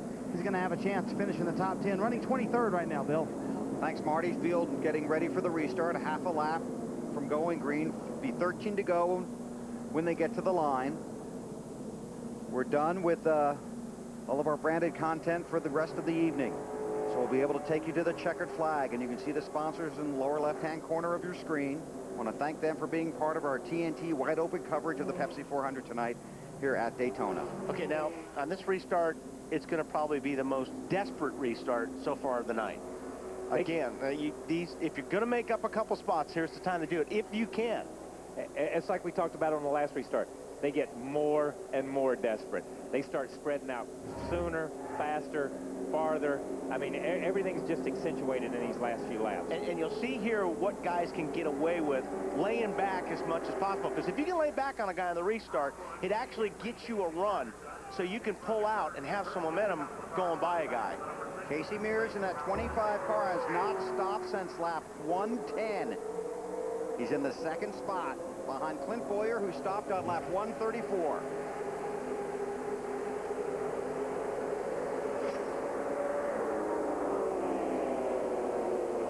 These guys anticipated a little bit better on this one. I think they may have taken off before the line here just to get some. But you see them already making a move. Some blocking there, but Boyer couldn't pull that off. There's Casey making a move on the outside. Casey Mears. With help from a teammate behind him, Jimmy Johnson. Yep, Hendricks lined up. And that Jeff Gordon guy's in there. Whoa, McMurray slides to the outside. This will be interesting. Wow, Kurt Busch in the 2, right on the bumper of his brother in the 5. Great move by Casey Mears. I'm telling you, that's a phenomenal move on tires that are 18 laps older than the rest of these guys. And he knew if it was going to happen, that's when he had to do it. Drifts up in front of his teammate Johnson. Those are 3 Hendrick cars. The 25, the 48, and the 24. Whoa. But here's the wild card, Hendrick's car on the inside, the 5 car. Pushing that 07 back to the front. And he doesn't have any teammates. He almost pushed him out of the track. He sent him off into the corner, all but sideways. Boyer was up on the wheel, sawing on that thing getting in the first corner. Yeah, he's just getting his breath back right now. You got that right. Looking in the mirror, and here comes the 5 to knock you in the next corner. You can see how tight they are. Chevy's at the front of the field. And the way this whole thing's shaking out with Kyle and the Hendrick deal, Kyle really doesn't have any teammates in this race. No. He doesn't see it that way anyway. Yeah, he doesn't see it that way anymore. I'm sure he's a Hendricks teammate, and he's a Hendricks driver until the end of the year. And he's going to be true to that. No ifs, ands, and buts. But at the same time, he's got something to prove to the guys at Hendricks to say, hey, you might want to keep me around. I can still win races. 11 to go. Okay, we'll keep an eye on the leaders here. Let's go back and watch the move by Mears.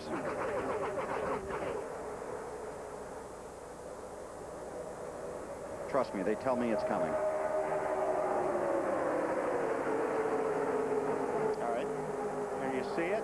Now, Boyer's looking in the mirror right now. He's going to try to block the 25 car, but he can only do so much because also the 48's coming.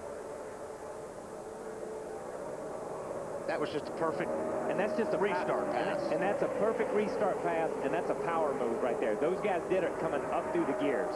That's just a power move. Remember, Mark Martin had his mirror full on the last lap of the Daytona 500. Oh, Jimmy Johnson. Oh, he got a guy on the wall. Here we go. Vickers gets turned. Nemechek down on the bottom. Caution's I thought out. those guys were going to save it. I thought they both had it saved there for a minute. There's Brian rolling again. Oh boy, another restart. Yes. Let's go back and take a look.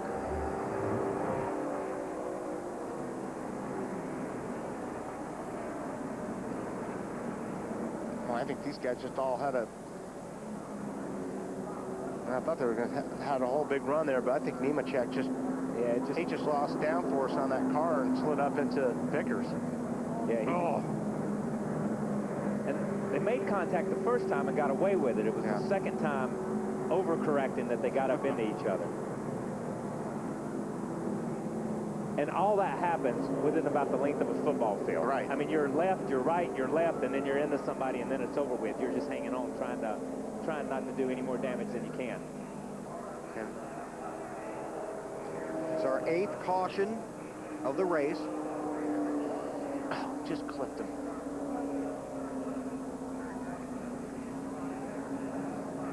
So who was in front when it came out? We're told by scoring from NASCAR, car 24. This is on board with Vickers. No help right now. Still 3.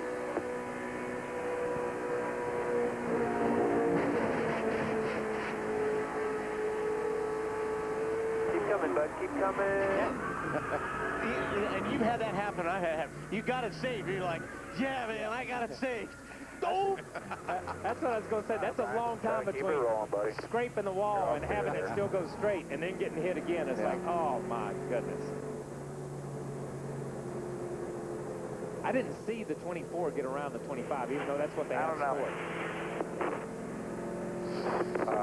Hanging out pretty good. You might have to do something to keep that secure. Now let's go back. Watch the wreck and the lead.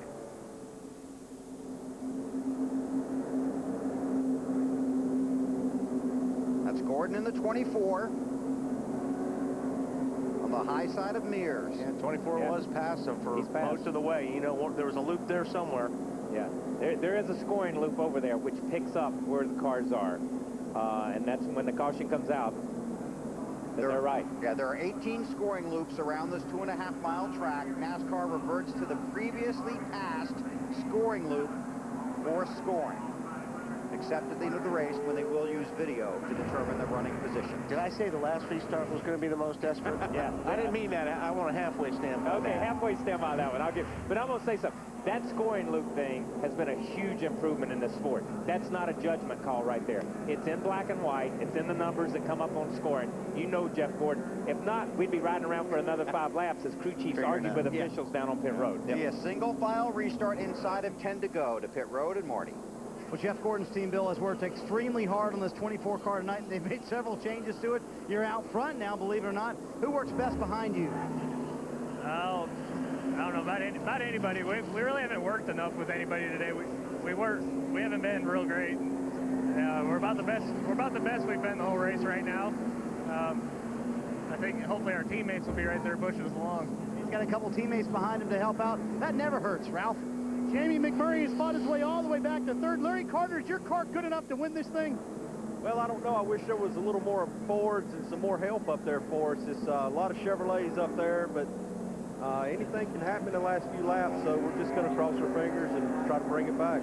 Bill, what a night they've had. Penalized and now back to the top 3. See how it all plays out in the closing laps. Well, I mean, you know Jeff Gordon's got to be pretty happy with having a teammate behind him. I mean, that's huge on a restart with only 8 to go. Jeff Gordon is looking for his 12th restrictor plate win and his 59th restrictor plate race. Right now, Jeff Gordon and Dale Earnhardt Sr. tied with 11 wins at restrictor plate tracks.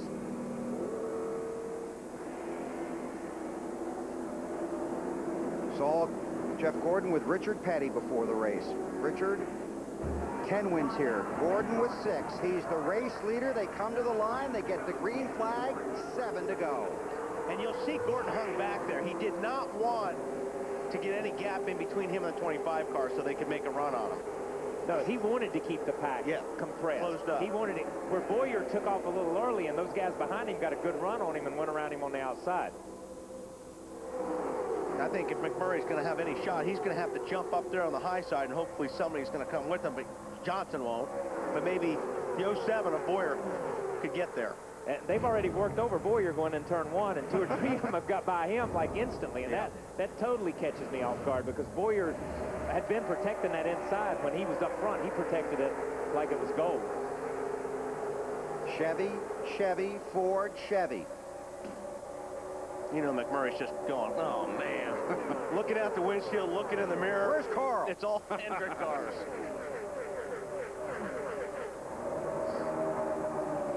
And Carl is in 6th.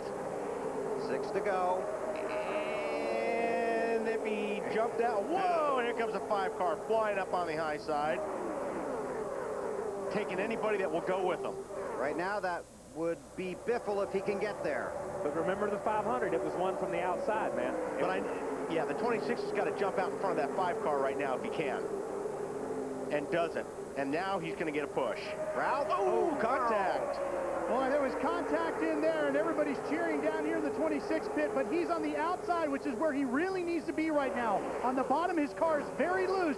He's just hoping he can get somebody to shove him around the outside. There's going to be a shove here in a second.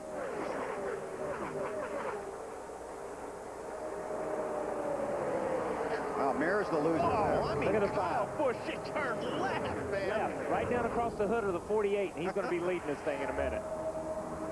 Kyle Busch in the 5 car, trying to win 2 NASCAR races on the same track in the same day. How cool would that be? I don't care. That would just be phenomenal. You're fine, you're fine, you're fine. 2 to these guys back here. Now, which way is the 48 his teammate going to go? I was just thinking the same thing. He's got 2 Hendrick teammates behind him, the 48 of Johnson and the 24 of Gordon. Gordon's in the high line behind McMurray. Oh, man. That 5 car loose. And he's still in the gas. He doesn't know any other way. He has driven that car that way all night long. He's done it down here with the Busch car in February. Every time he comes to this place, he drives the car looser here than anybody I've seen. Here's where it's going to get hairy. I mean, 48 is on that 5 car, and he's on his bumper really close to the corner. It'll turn that 5 car, and I think that's probably why the 48 is backing off when they get to the corner. The 48, by backing off a little bit like that, is trying to help the 5 car get into the corner more than anything else. He could run up there, and if the car was a little bit better, all but bump draft. Oh, nice move by Carl Edwards. And Kurt Busch going to try and come along. Oh, Busch gets a little bit loose. He's got his teammate behind him in the 12, Ryan Newman. Kyle Busch didn't want to see that, I'm going to tell you that. He don't want to look up and see Carl. I don't know if the 5 has really looked in his mirror in the last 100 laps. I'm not sure he has a mirror. I don't really think he cares who's behind him. Gordon pushing McMurray to the lead while his teammate in the inside lane loses the lead. But he has to. That's the lane he's in. Those guys committed to the high line for right now, and they've got to push who's ever in the high line, whether it's your teammate or not. It makes no difference. Jamie McMurray in that 26 car won in his second career start. Has not won in the last 166 races. Look at him go. Now this is dangerous though for a leader. When they get out front, then that pack will charge up and they'll have a really good run on him, and that's where Jamie's got to make sure that he doesn't get too far ahead of this pack. Jamie needed that on the last lap, not 3 laps right ago. But if these guys can, if they stay pitched off and they can keep them run down here on the bottom like that. They're getting a run right there. Boy, Carl Edwards in that 99 car had a run on the 5 car. Less than 2 to go. Kyle Busch is still hammering that thing right down on the bottom, sideways. That's incredible. He is doing a great job. See, I think if Carl will get a really good run here and he could give the 5 a push, it would take the 99 to second. McMurray in that 26 car led early in the race, was black flagged for passing below the yellow line. Had to do a pass-through penalty, caught a break on a caution, has worked his way to the lead. Side by side with Kyle Busch as they come to the white flag.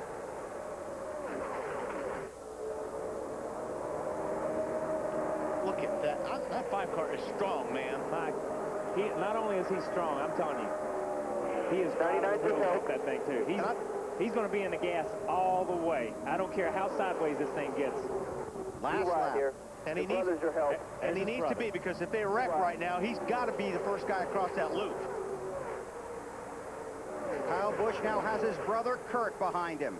The one thing is Kyle Busch has the inside, and because of where the start-finish line here is, at this place, the inside line is the line if you can maintain it coming out of turn 4. Will Edwards, man, I'll tell you what. Will Edwards help his teammate, or will he make a move for the win? Your brother will come shut. I don't know if he'll be able to make the move for the win. Kyle Busch is the guy right here. He's the winner. He's going to have the momentum, and he's going to get to the line. Coming to the checkers. Oh, wow! That was close. I don't know. Waiting for scoring. I think the 26 got him. It says 26 on the monitor. Wow, great. My God. What an incredible finish. It does not get any... I don't know who... Like I said, that was incredible. I would have bet all the money in the world Kyle Busch had that thing when he came out of turn 4. NASCAR's going to look at the video. The 26 surged right there, right at the line. It's like the Truck Series races that we've seen here in the past. You are the man! Where you... Jamie McMurray has won the Pepsi 400. Great job, guys! Man, that was great. That's incredible. Watch the 26 just get a surge right before the line. His teammate right behind him, Carl Edwards. Right there, the 5 had the advantage, and he had the momentum. And here they are, and you see... Now watch, right here. Right there. You see it start to move again. Remember the finish in the 500? How about that? That's good stuff. That's incredible. Jamie McMurray replaced Sterling Marlin after Sterling was injured in a crash. He won his second career start, but has not had much success. He changed teams. He went to Roush. He's gone 166 races without a win until this moment, just seconds ago. And hats off to 5 car. He drove the wheels off that race car tonight. for a second-place finish. Last race at Daytona for this car, and this race will be remembered for how well the cars did and the drivers. Hey, Wally and Bill, what I don't understand is about 200 or 300 yards before the start-finish line, Kurt Busch, Kyle Busch's brother, moved up against Carl Edwards, and I think that's where Kyle lost his push right before the finish line. Yeah, but hey, those guys aren't teammates, and Kurt Busch didn't come here to help Kyle Busch win. He came here to win himself, and when he was doing that, he was fighting for position. Absolutely. Unofficially, it's Jamie McMurray, Kyle Busch, Kurt Busch, Carl Edwards, Jeff Gordon, Greg Biffle, Clint Boyer, Matt Kenseth, Casey Kane, Jimmy Johnson. Yeah, let's watch what Larry was talking about on the 2 car. And you know what? I don't think it had anything to do with his brother. I think the 2 car was more concerned about beating the 99 car. Yeah, he was definitely more concerned about it. Yeah. And you see, when he gets here, he's ahead of the 9. Ralph Shaheen. Well, I'm down here with Larry Carter. Larry, what an incredible night you guys led. You had the penalty, and you got back to the lead, and now you're the winner. Can you put into words how this night has been sitting on top of that pit box? Well, I tell you, down here at Daytona is always really stressful. You know, you just kind of sit there and wait and see what's going to happen, and you always hope you can be there at the end and just have an opportunity to win it. And Jamie just did a super job. He never lost his composure. He just stayed up on top of the wheel, and we've had a pretty fast car this week, and you know, we were just lucky there at the end, and just glad to bring it home for Irwin and Crown and Jack Roush and Roush Chase Engines, and all those guys did a really good job. What was the one key to you guys fighting all the way back through all that adversity? Just Jamie. It was all Jamie. I mean, this is a race car driver's track. I mean, they don't do much qualifying, but in the race, it's all about those guys. And he just stayed calm, never got excited, just worked his way, you know, was real cautious with what he did, and he deserves it. He did a great job. Bill, as you can see, there's not a lot of emotion in Larry Carter. I asked him, boy, you don't look like you just won. He says, hey, we got another race next week. Are you kidding? He's thrilled. That's him being thrilled. 31-year-old Jamie McMurray, just the second Ford win of 2007. He goes to victory lane, and we'll take you there next on TNT. Speedway, Pepsi 400 at Daytona. Time for the Pepsi post-race show. Plenty of fireworks here at Daytona. You can go all the way back to the Daytona 500 in February. Kevin Harvick just edges Mark Martin. You know something? That's like a mile compared to what we just saw. This is just edges somebody right here. Yeah. This is 5 1/1000ths of a second. Jamie McMurray will always be known as a Daytona winner. He's in victory lane, and here's Marty Snyder. And what a long road this has been for Jamie McMurray. It's been October of 2002, his second career start. He won then, and here we are 5 years later. He's back in victory lane. 166 races. It took a while, but I'll bet the wait was worth it. Look at the high fives from his team diving into the mosh pit. This is one happy victory lane. We'll catch up to him. Did you ever think this day Jamie wasn't going to come again? Oh, you know, I always said that, or I said it for 5 years, however long. Larry Carter is crew chief. I said that, you know, there would never be another victory like Charlotte, and when you wait so long to win, oh, I couldn't believe it. I mean, it's just, it's incredible, and every driver out here that goes through that knows how special this is. So, you know, I started crying, and I'm like, what are you crying for? Just because you're happy, you know, celebrate. But I'm happy for all these guys. We had a tough year last year, and Irwin and Crown Royal, Coke, everybody stuck with us, and I cannot believe I'm in victory lane at Daytona, of all places. I can't tell you how exciting those last few laps were. How were they from the cockpit? I didn't know it was the last lap. Carl, you know, I mean, he helped me win the race. He shoved me and probably could have made it 3 wide, but he pushed me to the win. So huge thanks to Carl Edwards. But they said it's the last lap, and I knew we were going to rub doors all the way here. And I did want to get on the bottom because I knew the outside would have the run, but I don't believe it. You can relax now. It's true, Jamie. You won at Daytona. Cool. Thank you. All right, Jamie McMurray in victory lane, and it's a very happy victory lane, Matt Yoakum. And what an exciting day for Kyle Busch. He took the Busch Series win this morning, and last year he was second and almost took the Pepsi Firecracker 400 victory. What a final lap. Take us on that last lap, and if you could do anything over again as far as your strategy, who you could work with, what would you do? Well, I think everything was kind of going pretty well there. You know, we were on the outside there pushing Jeff or somebody there for a little bit, and then there was an opening for me to go to the inside, so I ducked down and went to the inside, and then there was a hole a little bit later for Jeff to get in behind me, and the 48 was there, and he got shuffled out. But, you know, we just didn't have much help from the teammates tonight, but, you know, our car, Kellogg Chevrolet, was pretty fast, and it had to be the best Hendrick car out there. So proud of that effort by all the guys and just being able to run up front all night. And got to thank my brother there for pushing me at the end and sticking with me. But, you know, going into 3, I think if I would have lagged back just a little bit more, let Jamie get further ahead, I probably could have had a better suck and side draft coming down the front straightaway. But as soon as I started slowing down, he started slowing down. So there wasn't much we were going to get by with there. Well, I know it was very close looking through the windshield. Let's try to roll it back so you can get an eye view of what it looked like on film, because it was a photo finish. Here we go, out of turn 2. All right, this is a long ways back. I knew that he can beat me however much he wanted to down the back straightaway. I was just kind of relaxing at that point and looking at my mirror, making sure to see who I had behind me. And getting into 3, I figured, well, I'm ahead now, so he better slow it up and get back closer to my brother's front bumper and let him get ahead. So that's what I'm doing right here, is just trying to woe up. And I figured, all right, that's probably good enough. I better get rolling here and come up and get the side draft off him. And I guess I must have got it a little bit too soon or something, but I don't know, maybe if I would have held it down low, I would have won the thing. From that angle, I won, I don't care.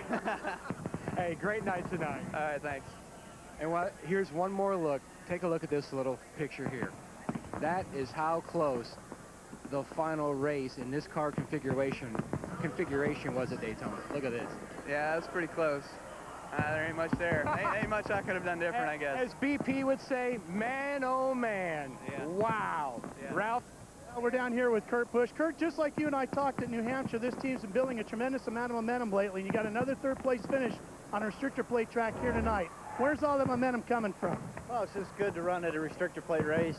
For us, we were really close most of the night, really good on the long runs, but on the short runs, it seemed like all the cars could gang up and be there at the end. And for us, with the Miller Lite Dodge, well, it was a great run. Whether we won, pushed Kyle to victory, I really wanted to do that. Just couldn't quite get there at the end. So I'm real happy with third place. Plate tracks have been good to us. We just need a little bit of luck the next few races. Lindsay? Clint Boyer rode to a 7th place finish. Clint, what are your feelings after leading there towards the end? I was a little bummed out, actually. We just got too far behind. Had too many teammates behind us teamed up on us there at the end, but you know, Gil and everybody on the Jack Daniels Chevrolet just brought me a heck of a race car and gave me a good chance. We about got there. I tell you, we was out in the lead, and the ignition box of all things just cut out. And, you know, that was so weird. It took me a second to figure out. Fireworks, of course. It just took me a while to figure out what happened. We hit the other ignition box and it took off again, and you know, that was kind of a bummer. Got us set back, and then we get back in the lead, and I'm thinking, man, we might have them after all. And then, you know, they just went around me. But it was a good effort, a good day for us. We needed a good points day to get us back in this thing, but man, I wanted to win that thing. And Matt, I know that Clint is not superstitious, but is it any irony that it's 7-7-0-7 and he ends 7th? Matt?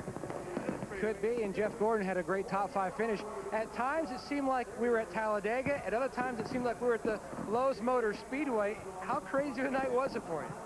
It was nuts, man. We weren't very good. You know, we really struggled, and I got to give a lot of credit to this race team because they never gave up. They made great adjustments, and you know, this DuPont Pepsi Chevrolet was pretty awesome there at the end. You know, I got into the outside lane, made some good moves, and you know, then I was just kind of stuck there. And I made a bad move when I tried to go around the 26th outside. It was too early, and I thought I was in big trouble. But you know, I had the momentum, so I tried to go with it. Luckily, I got back to the inside and got back up in the top 5. And the top 5 is a great finish for us tonight because we had about a 12th, you know, 15th place car, and that was a great effort. Typically here, you always have a certain lap in your mind. You need to start making your way to the front if you're at a certain point in the field. Was it different tonight? I was trying to get the front every single lap out there. You know, luckily the cautions fell right for us where we got to get 4 new Goodyears, and you know, when the cautions fell, we were able to either come in and get 4 more, or we stayed out that last time, and we had track position, and you know, then we were able to get the lead. And I mean, unfortunately, I lost my drafting partner Casey Mears, and also in Jimmy Johnson. Looked like, you know, those tires finally wore out on Casey, so I knew I was a sitting duck at that time. Thanks, Jeff. Yeah, great job to Jamie McMurray too. He drove the wheels on that thing. He was completely out of control, but he got it to the finish line first. That's all that matters. Jeff Gordon, 5th here at Daytona, Ralph. Well, we're down here with Carl Edwards, who had his best restrictor plate finish of the year. Coming into tonight, he had done better than 23rd, now a 4th. What's made the difference? Well, through a lot of the race, it's just my team. You know, the stops were great. My teammates worked with me really well. Now, let me tell you, I came here to win this race, but I've never been so excited to see somebody else win. You know, to see Jamie McMurray and that 26 team get a win, that's really special. And, you know, there at the end, I had a decision. In turn 3, I thought, man, I could make it 3 wide or I could push him. And I thought I'd push him. He's a good guy, and he deserves to win. He works hard. Just awesome to be a part of a race like that. Well, it's been kind of a tough year for the Roush team, but tonight, 2 cars in the top 5. It almost looks like those guys had fun tonight. You know? Well, now that it's over, they're having fun. Okay, got a couple things to sort through here. Jamie McMurray led early in this race, but watch here. He's going to go down left side tires below the yellow line. Got black flag for that. Had to make a pass-through penalty and basically was a half a lap behind the pack. Caught a caution at the right time to stay on the lead lap. Then worked his way to the front, and then this is the finish. NASCAR began electronic scoring in 1993. Since that time, this ties for the second closest finish since they began electronic scoring in 1993. It ties with an Earnhardt. Dale Earnhardt win over Ernie Irvan at Talladega in July of 1993. The closest finish was at Darlington in March of 2003. Ricky Craven beating another Busch, Kurt Busch. So Jamie McMurray in victory lane. So we certainly want to thank all of our sponsors that participated in our TNT wide open coverage. Ford, NEXTEL, Miller Lite, AutoZone, DirecTV, our friends at Goodyear, Larry Mack and those hard-working people at Subway Restaurants, the Principal Financial Group, Toyota, and Pepsi. Let's check in with Larry and Mark Fine. Yeah, Bill, I just got done wiping some more mustard off his face. Larry, let's talk. It's definitely an eventful race tonight. No shortage of excitement. We know the winner was black flagged early in the race. He wasn't the only one with issues, though, but just because you had issues didn't mean you weren't going to obviously have a chance to compete. Well, I think those guys had to keep their focus. They had their cheerleader, their spotter, cheering them on, coax them. Hey, we've got a good race car. We can make it back. I think it's been documented about Jamie McMurray going out of bounds below the out-of-bounds line, having to do the drive-through penalty. We talked to Clint Boyer. Ignition box failure there right in the middle of the pack. He flips that back and gets back up to the front, leads that thing late in the race. Give a call to Casey Kane and Kenny Francis. That car, the 9 car for Evernham, pretty good crash there on lap 3. That kept fighting back, and who would ever believe this would only be his second top 10 finishes? But I think, all in all, Mark, you've got to give a huge call to the Roush Fenway group. This is a racetrack that Chevrolet has been normally the dominant manufacturer over the last 5 or 6 years. They've won 11 of the last 13 races. The Cat in the Hat, Roush Fenway, all 4 of their 5 cars up there in the top 7 or top 8. Yeah, 11 of the last 13 coming into this race, and 7 straight before Ford got the win today. Bill, back up to you guys. Thanks, you guys. Hope you enjoy the race. It was fun to watch and work with you. You saw the finish order on the ticker at the bottom of the screen. We're running the points for you now. Jeff Gordon now 277 over Denny Hamlin. Dale Earnhardt Jr. in 12th, but just 49 points ahead of Jamie McMurray. That's the final spot, obviously 12th, to get in the chase for the championship. This is why they sell tickets at Daytona and Talladega. Well, it's a different race than we see in the 500 in February, and I think it's a funner race to watch, Kyle. I mean, because, you know, these guys are working a lot harder. Their cars are sliding around. And, well, it obviously doesn't get much more exciting than the finish we had here tonight. Yeah, this had everything. This had, you know, a slick racetrack, so drivability was critical here, more so than the aero that we talk about all the time when we go to Daytona and Talladega. Pit strategy, whether it was 2, whether it was 4, whether it was pit, whether it was not pit, it didn't make any difference. And finally, it comes down to an 8 or 10 lap shootout, and it's some of the greatest race car drivers in the world. I've gained a lot more respect in the 6 weeks that I've worked up here with you guys for what these guys can do on a racetrack, because these guys are magic in a car. It's amazing to watch week in and week out, and especially at the restrictor plate tracks. Next week, it's NASCAR NEXTEL Cup Racing from Chicago. Join us next Sunday. Our coverage begins at 2:30 Eastern Time with NASCAR on TNT Live, followed by the Countdown to Green, and then the race from Chicago. Now, coming up next on TNT, it's a special encore presentation of 24 by 24, Wide Open with Jeff Gordon. But this broadcast team is not done.